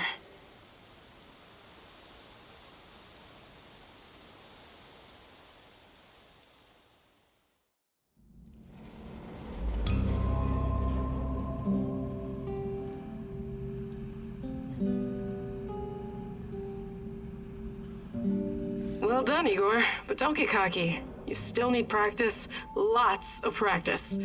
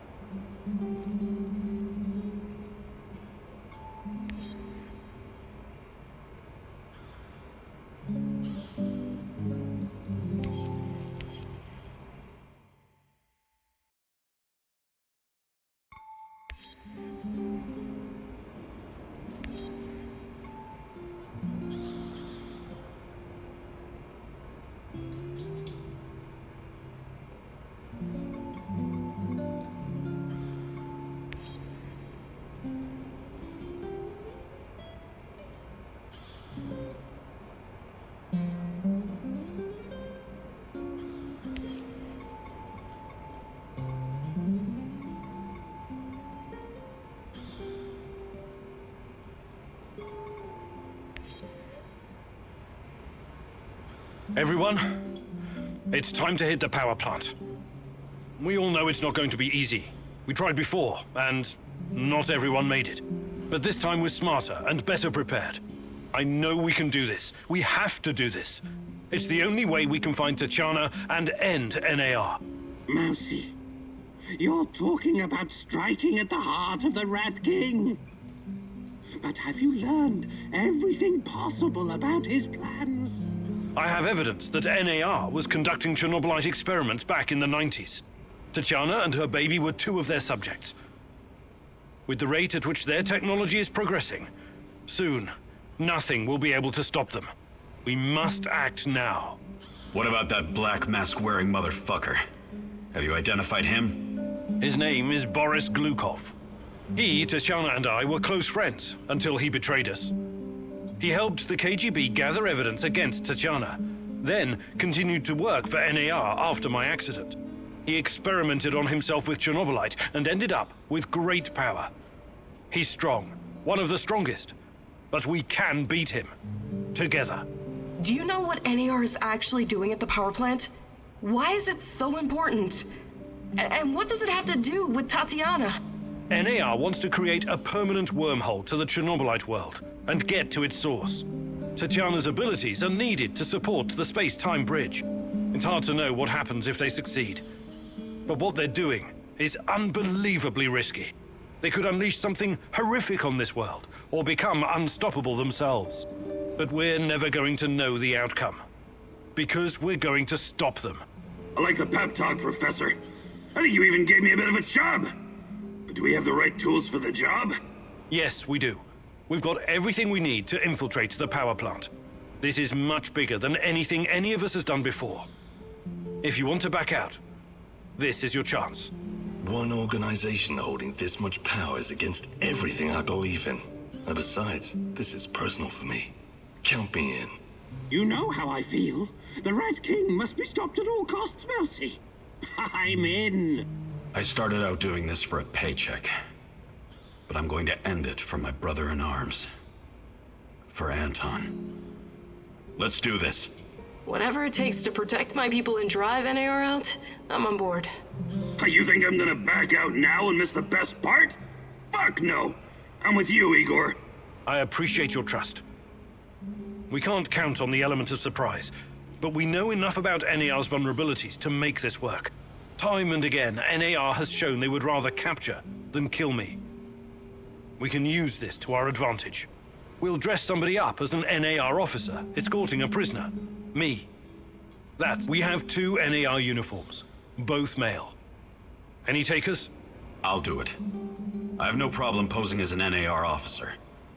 My hand is still giving me trouble, but I can deal with it. You should take someone who can keep his cool when things go sideways, as they inevitably do. You're not seriously thinking about going without me? I'm a blast at parties. Ask anyone. All right, we still have 1 more uniform. Any takers? NAR must have upgraded its digital defense perimeter and surveillance system by now. A skillful hacker should be able to at least temporarily disable them. I'm your man, Mousy. The great Ratcatcher has blessed me with a knack for that kind of thing. Electronics, surveillance, Wouldn't call myself a black hat, but I know enough. As long as we don't get into serious stuff, I should do fine. I need someone to cover our asses in case we end up in the shit. Someone who can take down a target from a distance, or at least create a diversion. Firearms are my preferred method of solving problems, but I can definitely distract them. My shooting's impaired since I injured my hand, but I can manage. What's there to consider? I'm your gal, Igor.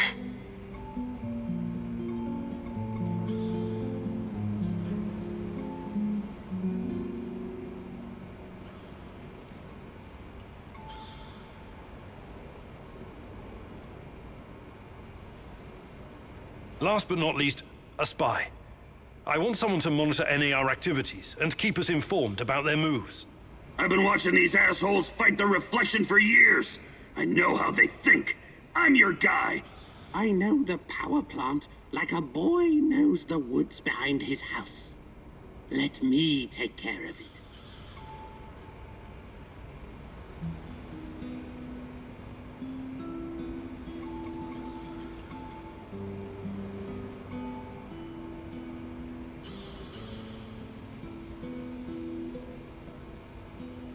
Does everyone know what to do? Last chance to reconsider.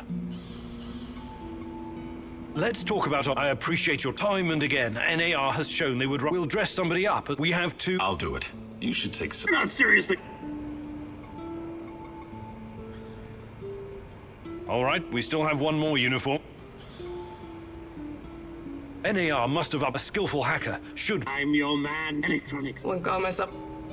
I need some... Firearms up my prefer... My shooting's impaired since I injured... What's there to consider? I'm your gal, Igor. Last but not... I've been watching these... I know the... Does everyone know what to do? You've already tried and failed, Igor. Perhaps there's a better way. Let me show you something.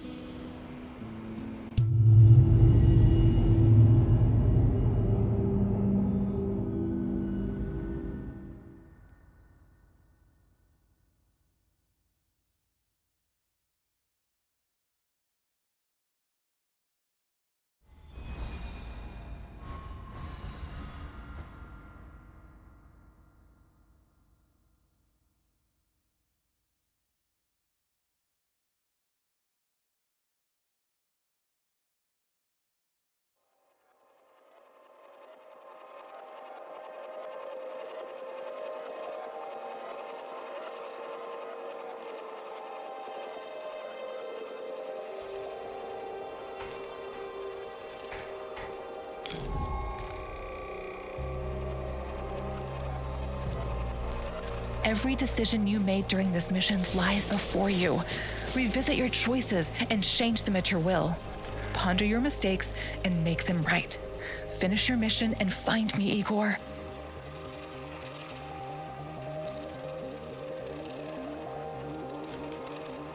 Thanks to your spy, you avoided the main gates and found your way into the power plant through a hidden passage.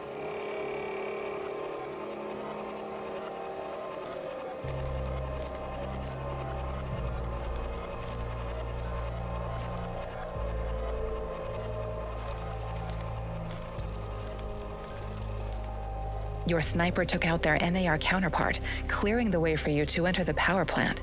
Suddenly, Olga decided to take her revenge and shot another of your allies with a sniper rifle.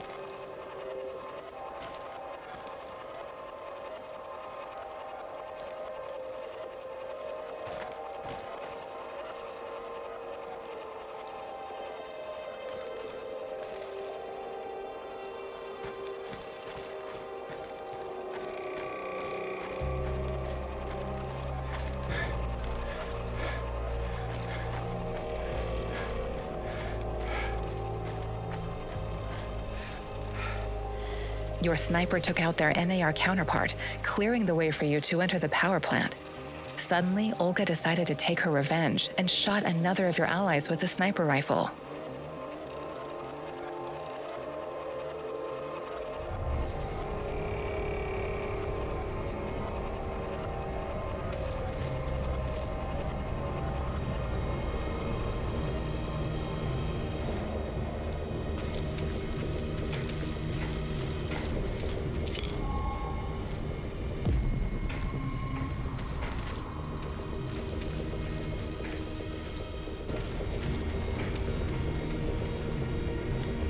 The entrance should be very close. It's a large metal door to the tech access corridor. Nothing I can't handle. Remember the charges I prepared for breaching security doors? Powerful, but quiet. Like sticking a curling iron into a pound of butter. Or maybe you want to save them for later. Keep your hand down, Igor. There's a fucking sniper on the building above you. Stop yelling! How do you know? Picked it up on the radio. They haven't made you yet, but if you trigger the alarm, they'll come down on you like a swarm of Katyushas. Damn! If I force the lock, it'll trigger the alarm. This will be tough. I can try to remotely unlock the door without tripping the alarm, but no guarantees. You'll have to move very quickly, Mousy. Well, you put that guy on the platform to sleep, and you can make as much noise as you want. The lock is wired to the alarm system, but Sashko's charges will destroy both the lock and the trigger mechanism. I should be fine.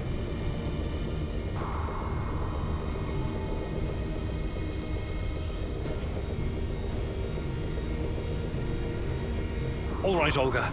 Do it. Bullseye!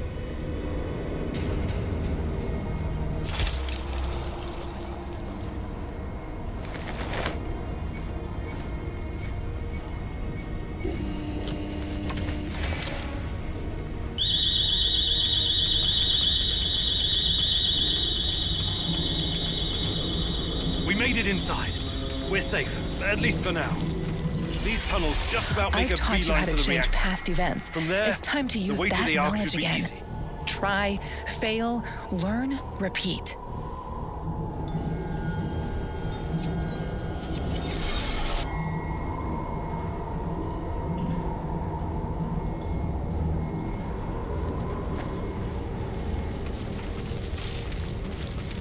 What the fuck? The electronics are sizzling as if they're going to explode. That's to be expected, Mousy. The power plant's electrical system is antiquated, falling apart. We should find a way to short-circuit the power. I have access to the circuit board. Perhaps I can cut power to the nearest corridor. Have you been listening, Mousy?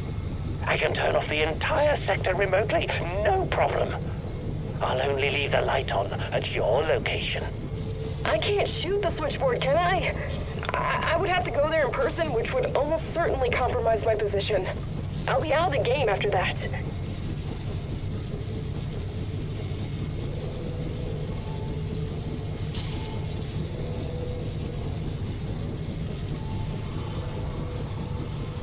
Tarakan, I like your thinking. Today, the darkness is our friend, Mousy. You're completely now safe.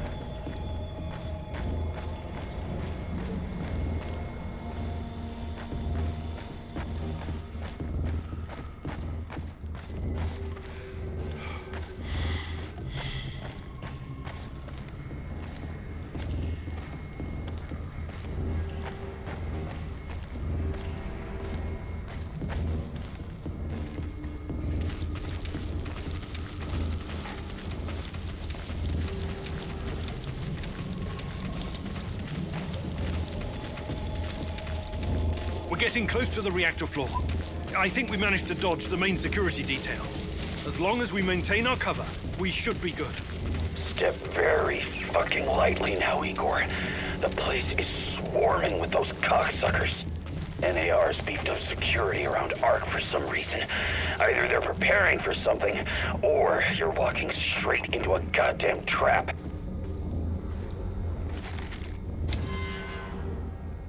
I'm in the Golden Corridor.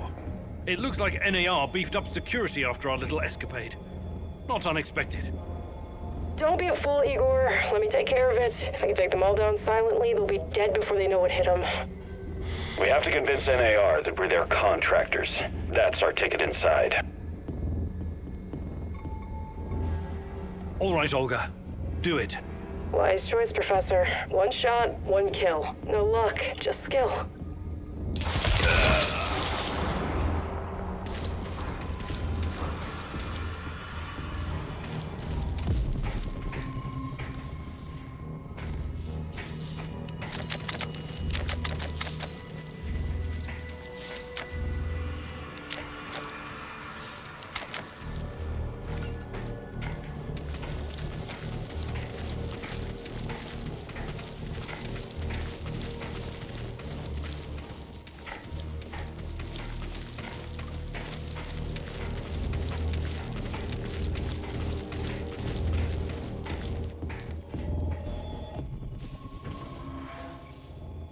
Damn. We need to get past these scientists. I can help, Igor. You don't need sniper cover at this point anyway. I'll come closer and see if I can stir up some trouble and get the scientists to evacuate. Then I'll clear the area if necessary. The Brainiacs have their own dedicated comms. I could put my fabulous acting skills to work and tell them to fuck off, but it's a two-man job. The great Ratcatcher has smiled upon you today. I can help. They're not soldiers. They won't buy our fairy tale. If we don't come up with something convincing, they'll sound the alarm the moment they see us.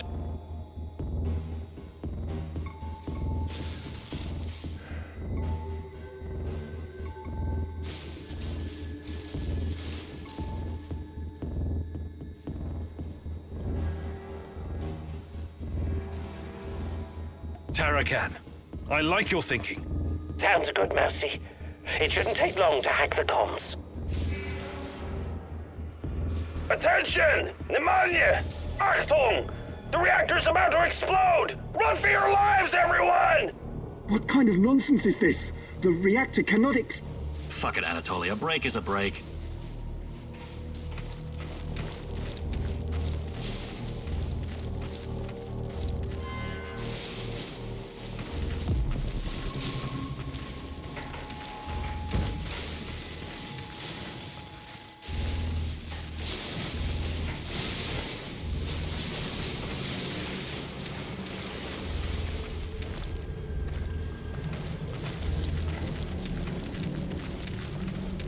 These old ventilation ducts will take me straight to the Ark.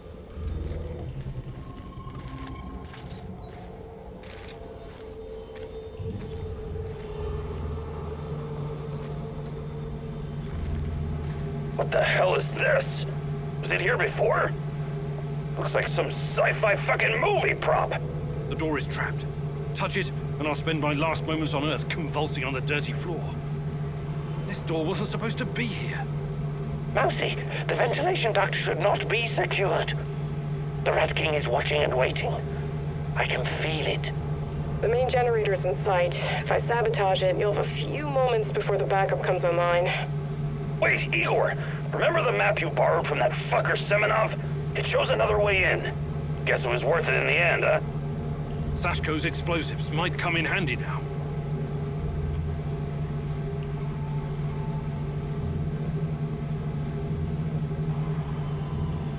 Your plan sounds reasonable, Mikhail. Do it. The doors are behind you, Igor. Cut through the crap on the other side, and you'll find a nice, fat ventilation duct. Climb up in there, and it'll take you straight to the Ark.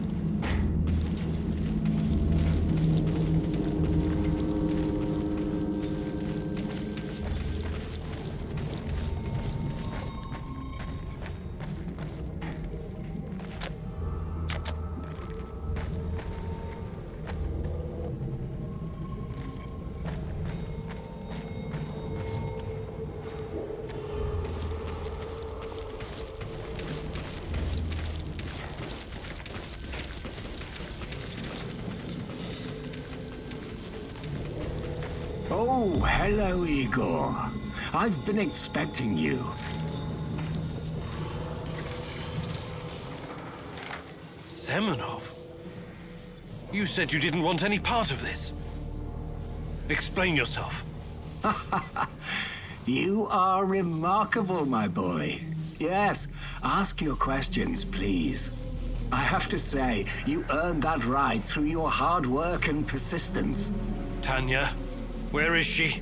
You've always known where she is. She's here. Alas, that is the wrong question. What do you mean? You should be asking, what is she? If you hurt her in any way... Stop, please. Stop playing the role of a naive, lovesick puppy dog. After everything you've seen, everything you've learned, you embarrass yourself with your petty personal concerns. I'll spell it out for you. If you haven't the stomach to see it for yourself, Tatiana is a crucial part of our Chernobylite experiment. She always has been. There were other candidates, but fate decided for us. It was always going to be her. We're going to use Tatiana to create a stable wormhole to the Chernobylite world. She will travel there and help us reach its source. With her help, I will usher in a new era of human civilization. This is madness. I should have killed you the first time I saw you. My God, is this display of moral outrage supposed to impress me? You must put your maudlin sentiments aside, Igor. The world cares nothing for such things. The only real force in this life is change and growth, evolution, exploration, the act of discovery. Everything else is a substitute, an excuse meant to justify a meaningless, pathetic existence. Not for me, my boy. And you. You are my biggest regret. Did you know that? I made a mistake letting you go. You were supposed to be special, so very fucking special. That brain, those talents, all that glorious potential has been wasted on empty, sentimental pursuits. I failed you, yes. Please don't argue with me, and for that I sincerely apologize. I'm going to save Tatiana. Stay out of my way and I won't kill you. For now. Unfortunately, no. I cannot allow you to meddle in my affairs anymore. Goodbye, my boy.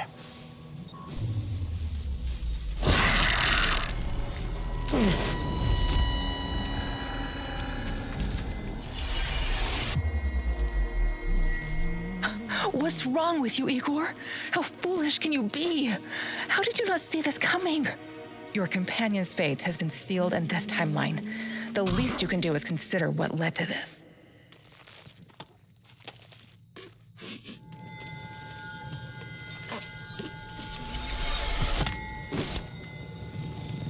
Olivier! No! Olivier! Damn it! Olivier! We have to help him! It's over for him, Igor. We need to carry on.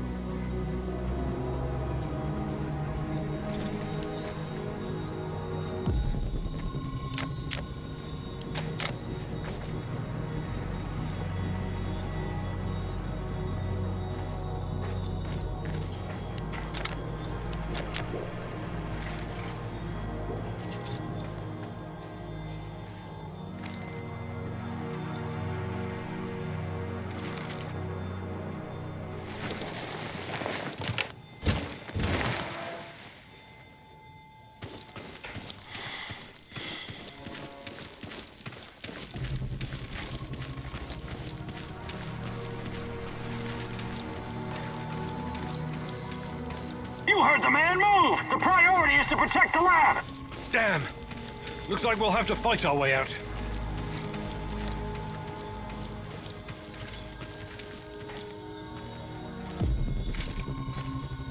These guys are the last thing standing between me and Tatiana. I can't back down now. I'll fight my way in if I have to. I've got an idea, Igor. I know a way to turn this around. There's still some charges left. I can sneak past the soldiers and detonate the main gasoline tank. Trust me, I'm not in that much of a hurry to die, but I don't see any other choice. Oh no, this sucks big time balls. I wish we had someone inside who could get those assholes to look the other way.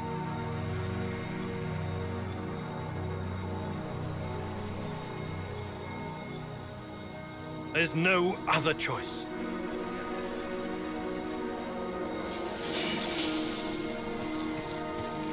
Tango spotted! Engage at will!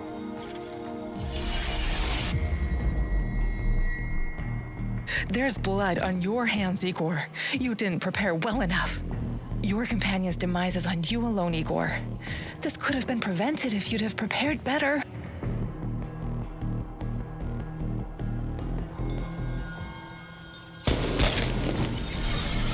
Sashko! Oh, good lord! An AR will pay dearly for that. Sashko, can you hear me? Say something! He's beyond help, Igor. We need to keep going.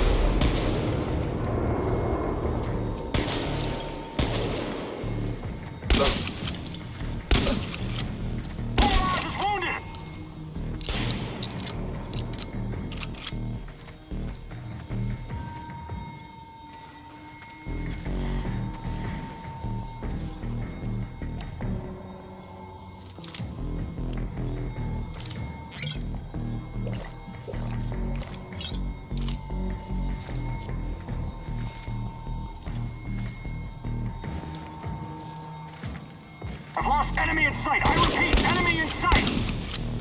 Ah, shit.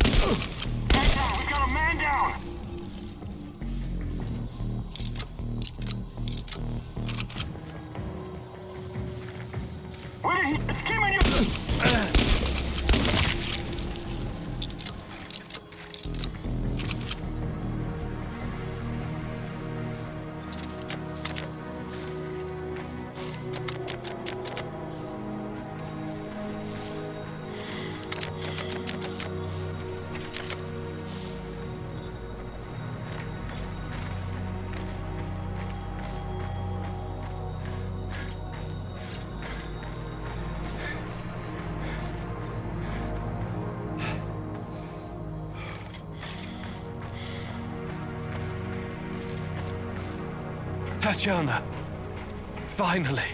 Well, well, Professor. Igor, my love. My child. It's been so very long, but it's finally you. It has to be you. You know it in your heart, my love. I've been calling out to you for all these years, and you answered. But how? You shouldn't be here. It's a mistake. You'll only bring great misery on us all. My poor little boy. All of us together, finally. Release me, my love. Free me. What did you call me? I don't understand. What can I do? There's nothing you can do. You have to end this. Both of us. We're a mistake. An abomination. Close the portal. Destroy the connection. What connection? The connection is the strongest force in the universe. It cannot be destroyed.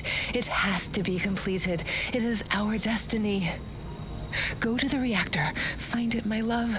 It is waiting for you. Find what? No more waiting. Please, can't you just let me die? I can't take any more. Tanya? Go. Die. Fade. Portal. Tatiana, are you still there? Boris, help! Die! Igor! I don't understand. Oh, fuck! Reactor, Chernobylite. What do I do? Oh, fuck, I need to figure this out!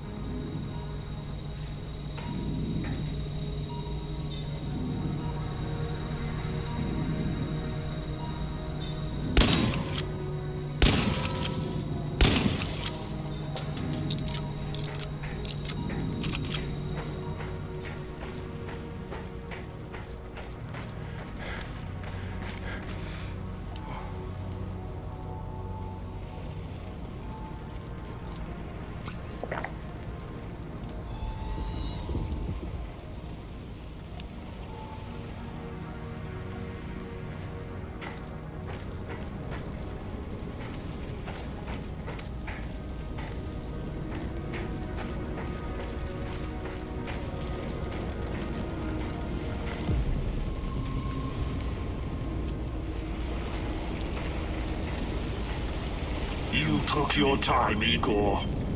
Cut the crap. It's time you gave me some answers. Yes, we'll get to that. But since this is our last meeting, I want to ask you a question first. Fine. Just make it quick. What do you really hope to achieve, Igor?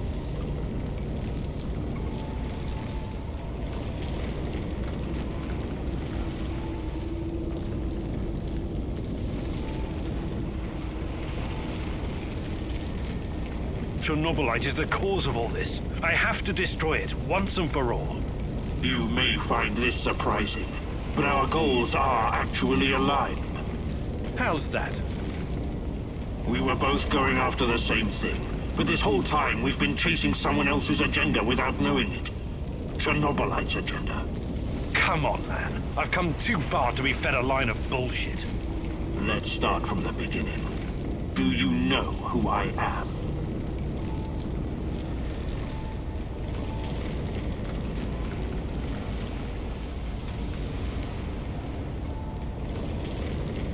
I sure do, Boris. You were my closest friend until you decided to betray me. To take Tatiana from me. Boris is dead. I killed him on that fateful night, April 26th, 1986, and took his identity. Good riddance. He was a treacherous piece of shit. You took his? Why? The more important question, the question you somehow failed to ask yourself all this time is, who are you? Because you're not Professor Igor Kiminyuk. You never were. I am Igor Kiminyuk. I only changed my name to protect you and your mother. Protect me? How? By trying to kill me at every turn? If I wanted to kill you, I would have done it the first time we met at the power plant. Will you quit talking in fucking riddles? The truth is hard to swallow, I know. It was hard for me, too. You are me. Tatiana isn't your fiancée. She's mine. Everything you know about her, everything you remember, none of it is yours. You're living someone else's life. My life. You are my clone, sort of. You got my body, my brain, my skills, and most importantly, my memories from before the Chernobyl disaster. What are you saying? How is that even possible?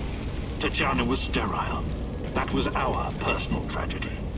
But when Semenov imprisoned her after the Duga fiasco, she fell pregnant. At first, I thought Boris was the father, and I was angry with her. But that was another of Semenov's lies. He needed me to stay on the project and study Chernobylite, so he injected Tanya with the nano solution. What happened next was, I don't know what to call it, an immaculate conception. She gave birth to a boy, you. You grew much more quickly than other kids, but your mind didn't seem to follow. It was different somehow. The Chernobylite no doubt affected you in unpredictable ways. I never really considered you my son. You scared the shit out of me. I didn't know what to do with you. But it was obvious that Semenov would incorporate you into his experiments. Or maybe cut you open and rummage around inside. Until one night, Tanya, your mother, communicated with me telepathically, even though her body was in a coma. She pleaded with me to release you into the woods, and that's what I did. You're saying Tatiana's child who you released in the woods in 1990. But that's impossible. Impossible! I don't remember any of this. Of course you don't. You looked like a teenager, but had the mind of a small child. I remember giving you a sweater that Tatiana knitted for me. The night was so cold. It had my name on it. The sweater? I had it in the camp. I was imprisoned and... Yes, it could have been a trigger. Your mind somehow began to rebuild itself. Why in my image? I can only guess. Perhaps you were constructed from Tatiana's desires, from her expectations of a child.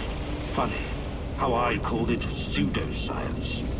I suspect the process was somehow facilitated by the Chernobylite. But she's been calling me this whole time. She wanted me here. I'm afraid you were bamboozled, my poor boy. We all were. It wasn't Tanya who called you here, but it. Chernobylite? But the images, the voices. They felt so real, I know. Your mother was your biggest weakness, and the entity exploited that. It wanted you here. It has plans for you, you see, and I cannot allow it to succeed. Someone sent me a photo of Tatiana and the piece of Chernobylite. Those weren't hallucinations. They were real. I couldn't have constructed my portal gun without them. Oh, that. It was that bastard Semenov, of course. He wanted to bring you here as well. He never got over it when you vanished. Not that it matters now. I really hoped you would stay away. But it's too late now. I can't allow you to interact with the entity in any way. Only one of us is leaving this room alive. Wait, can't we talk it over? We just did. Goodbye, son. Igor. I wish there was another way.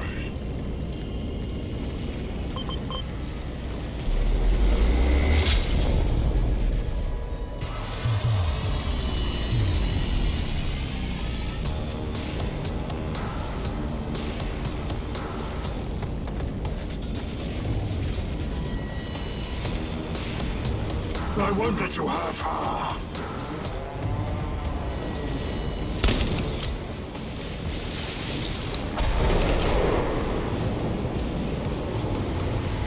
Come on, show me the new and improved Igor Kiminyak.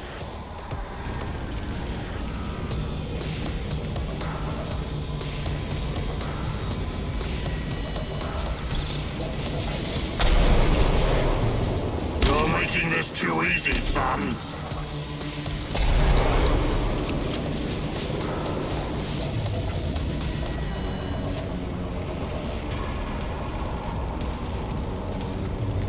I wish there was another way.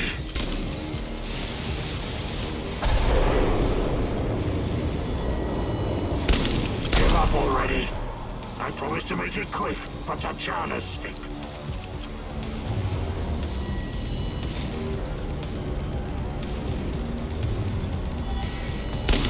You're making this too easy, son. Only I am.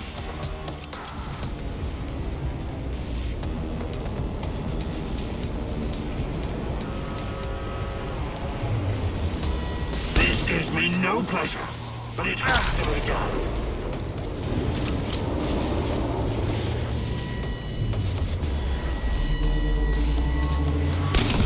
Give up already. I promise to make it quick for Tatiana's sake. Don't go easy on me. I won't do the same for you.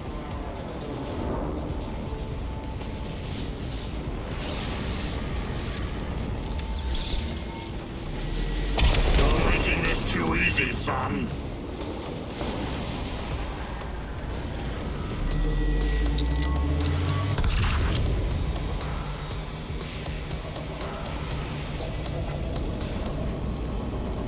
I won't let you hurt her.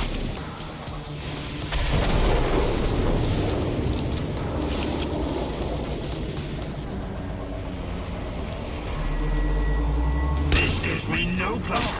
But it has to be done.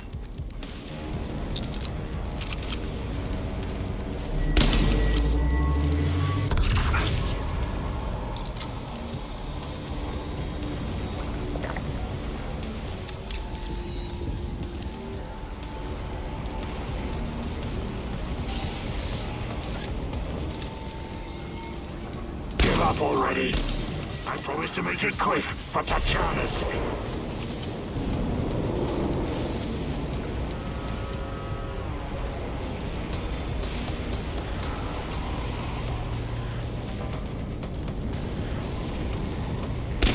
You're making this too easy, son.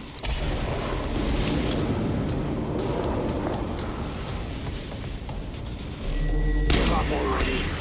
I promise to make it quick for Tatjana's sake. Why did you have to come here and complicate things? I won't let you hurt her.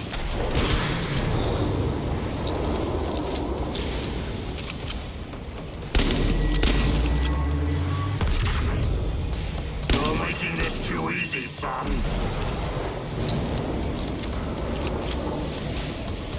Give up already. I promise to make it quick for Tatjana's sake. Come on, show me the new and improved Igor Kiminyak.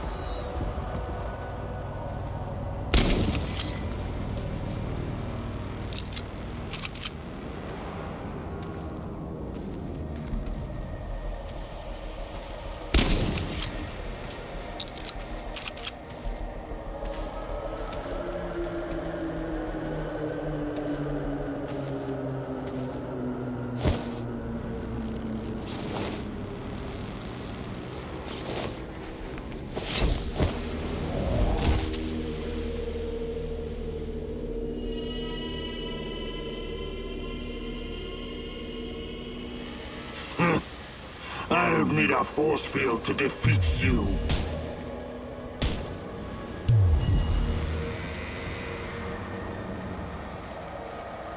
What? You should be dead. Yeah, I've been getting that a lot lately. Look familiar? Where did you get that from? Where else? I took it from you. From your cold, dead hands, Igor. What? Where? When? In a reality where you fucked up, my friend. From one of the many worlds bearing the brunt of your failures. Are you saying that you come from a different... that you're from... This is hell. You have no idea. Where are you going? Back to my screwed up world, of course. You know me. I'd prefer to die fighting. Wait! Don't waste the chance I've given you, Igor. Finish the job.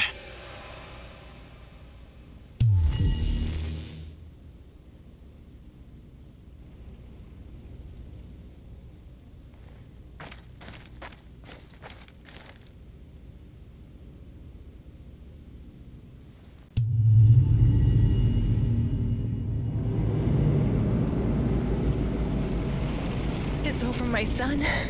Close the portal. Cut the connection. Deny this thing away into our world. Do it now!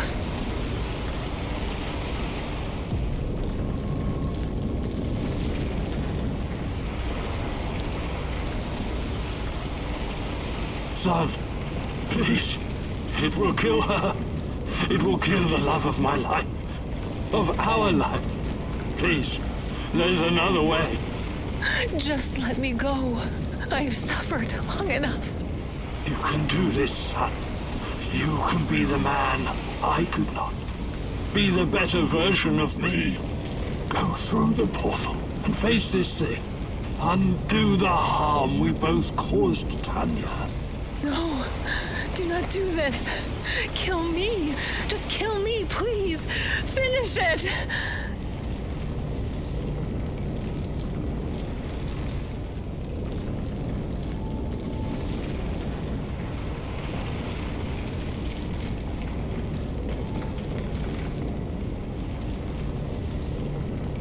It's time to end this once and for all. If anyone can hear me, Run as far from here as you can.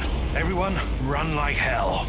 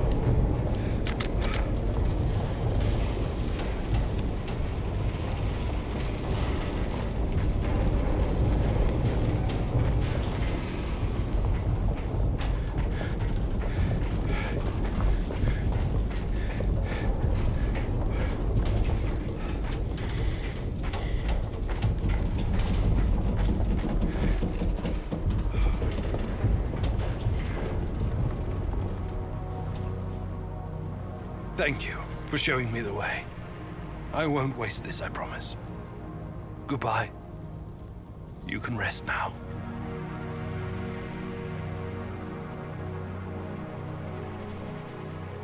The protagonist never explained to his comrades exactly what happened at the power plant, but he came out changed.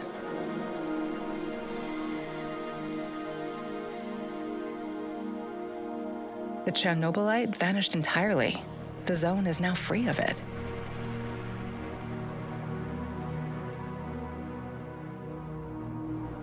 Igor stalkers drove off the remaining NAR troops and even convinced a few of them to join the cause.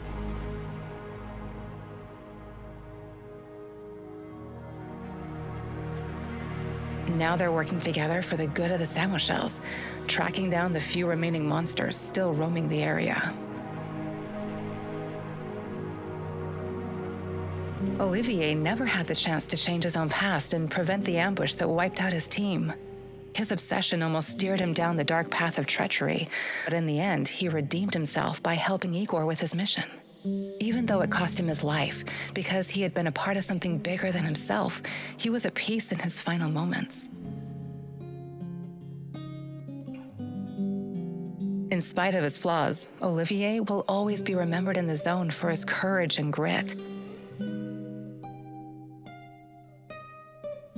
For this haunted place will always be a monument to broken heroes with a twisted past. Mikhail's life was always full of violence. He was the angriest, most obnoxious man Igor had ever known, but he was also unfailingly honest, both with himself and others. Mikhail's thirst to avenge his murdered friends was his main driving force. But working with Igor and the others eventually made him appreciate the kinder aspects of life. In spite of his rough manner and the darkness inside him, Igor came to like the neurotic stalker, and by the end, considered him a true colleague. Mikhail decided to remain in the zone and join the others in protecting their shared home. Sashko had always been the lone wolf and daredevil of the zone.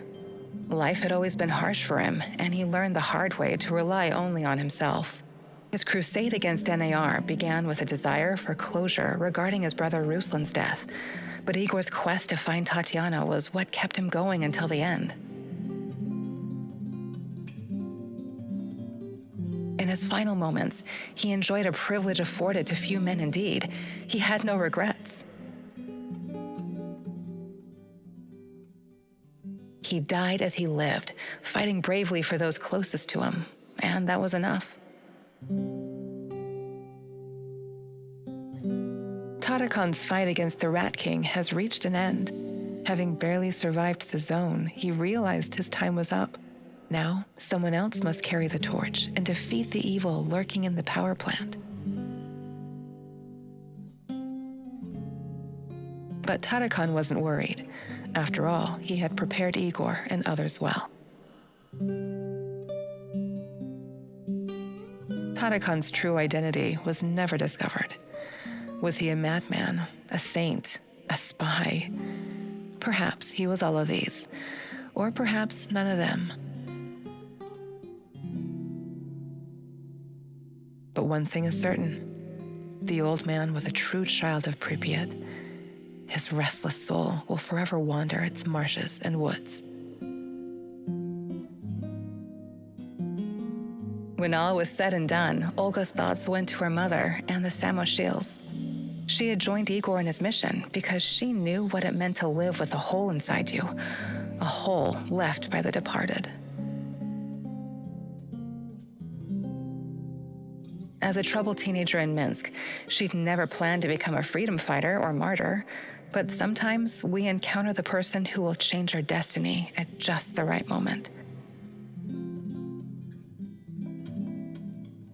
Life is unpredictable that way. Olga decided to continue serving as the huntress and ranger of Pripyat's forests, striking fear into the hearts of anyone who wished harm upon her people. Like so many before him, General Kozlov made the wrong choices while chasing a dream of the good life. War taught him about the cruelty and inevitability of loss, leaving him indifferent to human suffering. His experiences made him strong, but also blind to the serendipitous moments which could have placed his life on a different trajectory. And so his death was as empty as his life. General Kozlov spent his final moments consumed with bitterness. If I only had another chance, he said to himself. Alas, that is a privilege afforded to very few. Semenov's ambitions and neuroses almost got him killed. He was a brilliant scientist, but could never come to terms with the collapse of the Soviet Union. Though not a devout communist, Semenov could not stomach the chaotic aftermath, for it reflected the emptiness of his own heart. And so he chased his green Chernobylite dream, hoping his experiments would usher in a new world order. In reality, what he sought was to fill the gaping void in his own soul. Meeting his former student Igor saved Semenov's life, although he could never have predicted it. Confronted with mortal danger, he realized he could no longer allow his demons to determine his fate. He left the zone hoping there was still time for him to find peace. Without Semenov's brilliance, NAR eventually dissolved, most of its mercenaries wiped out by either the Shadows or the Samoshils. Faced with staggering losses, the shareholders halted all funding. All that remains of NAR in the zone are the empty barracks and derelict labs, stark reminders of a misguided ambition based on human misery.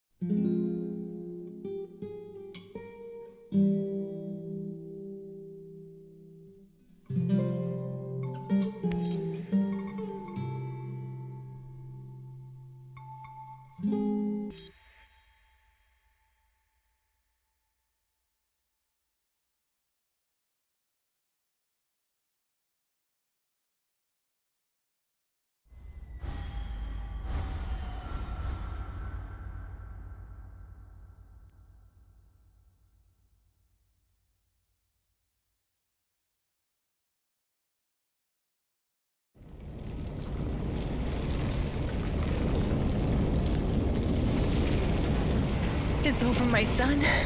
Close the portal. Cut the connection. Deny this thing away into our world. Do it now. Son, please. It will kill her. It will kill the love of my life.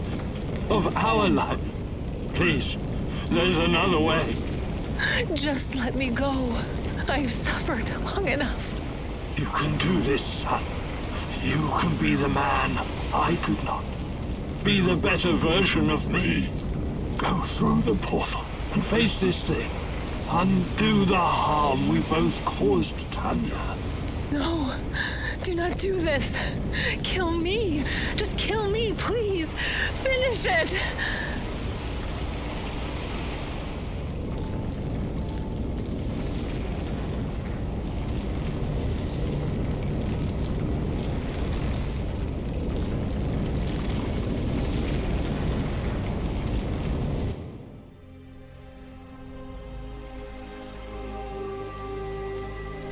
A single shot of adrenaline would have saved my ass. Why didn't you give it to me, you cheap fuck?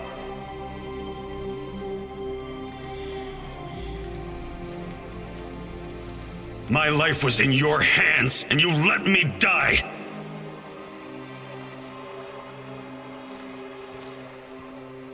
We were partners, old-timer. I always had your back. Why didn't you have mine?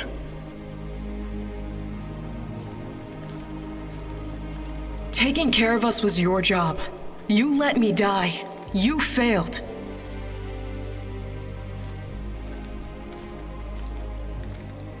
The eulogy you gave at my funeral was awful. Pure drivel. How can you sleep at night, Mousy? I trusted you. You were supposed to save us all.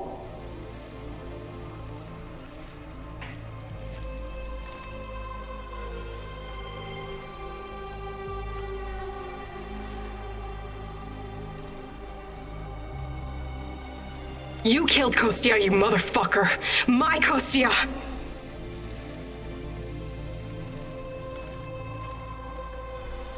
Why? Why did you betray me, Mousy?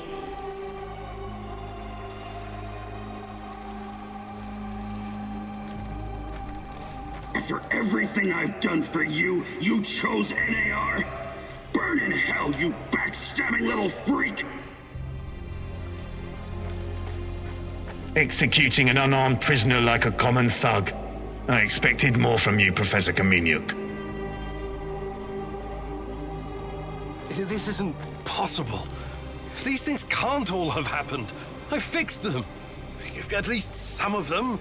You are wrong. Did you think meddling with space-time wouldn't have consequences? All of this, every bit of it, happened. But how? I was going back through the wormholes. I was fixing everything. There is no time travel the way your friend Olivier understands it. You can never change what's already occurred, because every change creates its own space-time continuum. And time only moves in one direction. Entropy. Every time you make or unmake a decision, you twist an entire dimension. It's because you are a part of me, made from the same multi-dimensional stuff.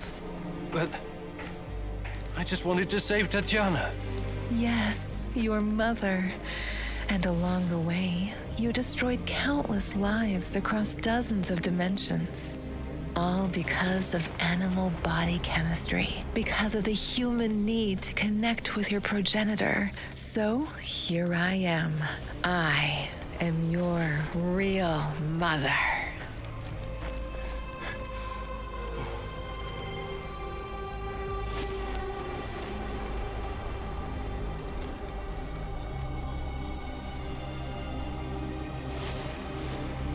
What are you?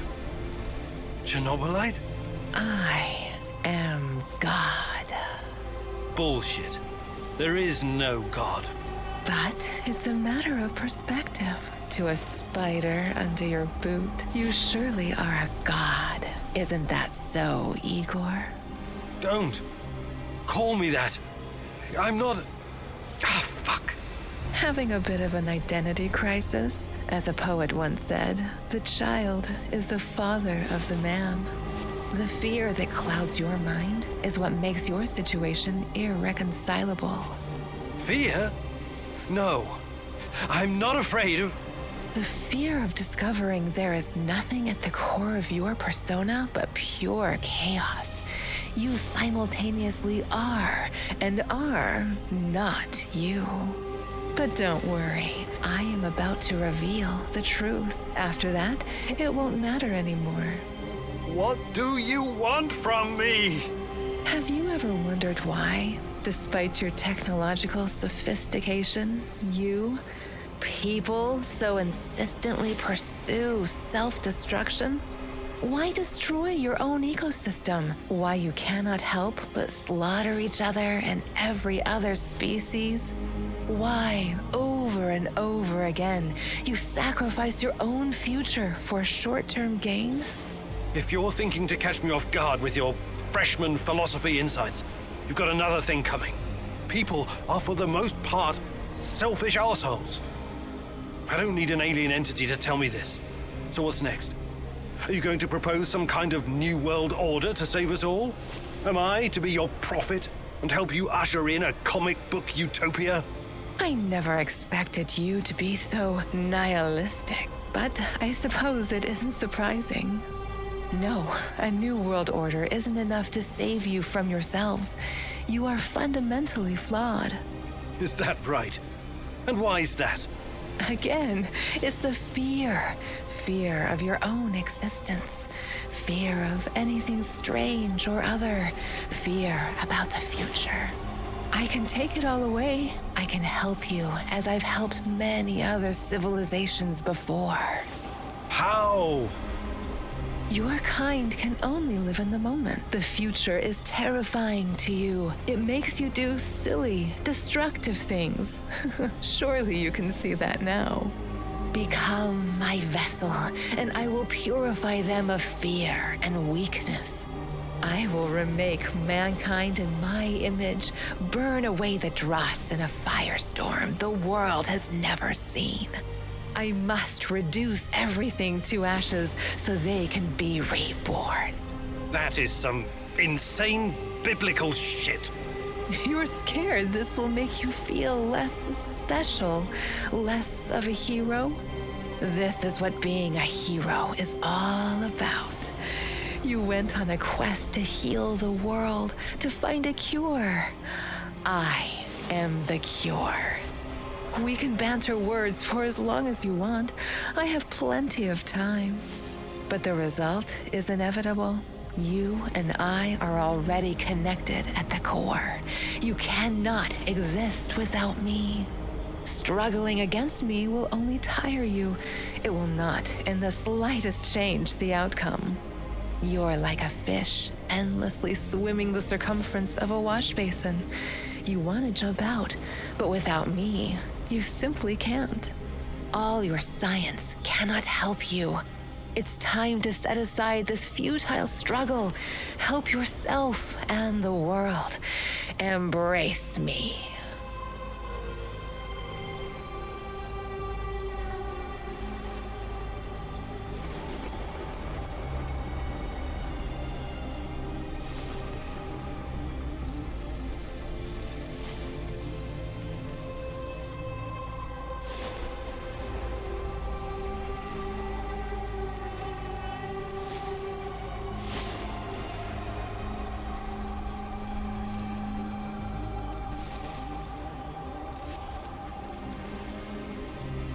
I see you have it all figured out, my love. But it's not going to happen. I refuse to take part. If mankind wants to destroy itself, let it. For all I know, extinction is a better fate than becoming part of whatever you are. You are defiant, like her. But as I said, we can do this forever. For eternity. I can have you wake back up at your base again and again. In the end, you will always return to me. It is a circle. A circle? Of course. Oh, don't get distracted with your theories now. You have no choice. We belong together. I almost fell for it. But something betrayed you. You omitted one detail, a detail that makes you vulnerable. Me. I'm your only hope, and this also makes me your biggest weakness. You cannot exist without me. I made you. Everything you are is because of me. True, but you also cannot exist in this plane without me. You're no god. You're just a fucking parasite. A freeloader looking for a new host, hoping to get a foothold in a new environment. Tanya, my mom, is no longer a viable option for you. You can't use her anymore. Who knows? Perhaps you never needed her in the first place. And all this was a ruse to bring me back to you. You don't even know what you are. You have no identity. You don't exist without me. Now obey.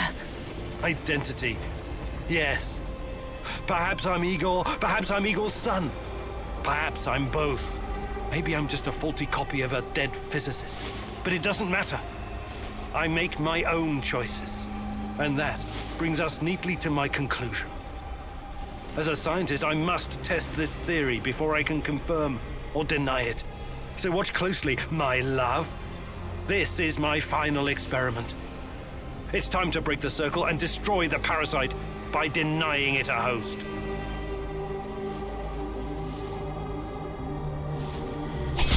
No! No! No! No! No! No! No!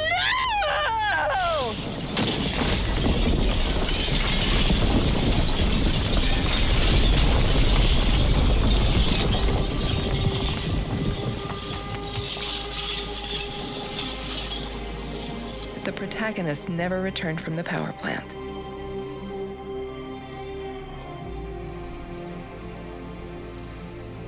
The Chernobylite vanished entirely. The zone is now free of it.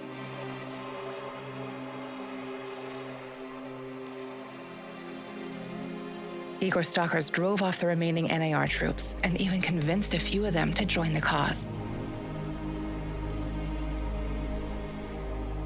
Now they're working together for the good of the sandwich shells, tracking down the few remaining monsters still roaming the area.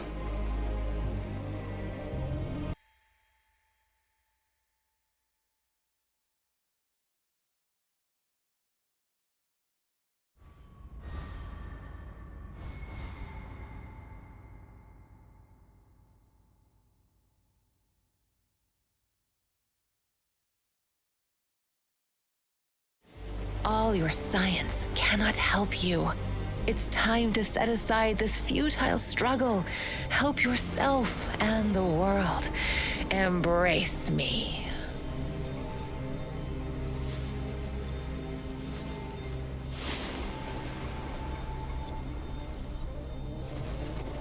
I see. Maybe it's time humanity gets another chance at being its best self. Ah! Ah! Oh!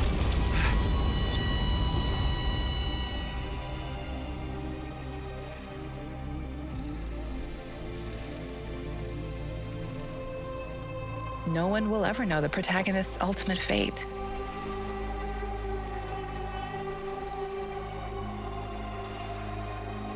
When he disappeared, a wave of monsters poured into our world through the interdimensional gate, turning Pripyat into a permanent war zone.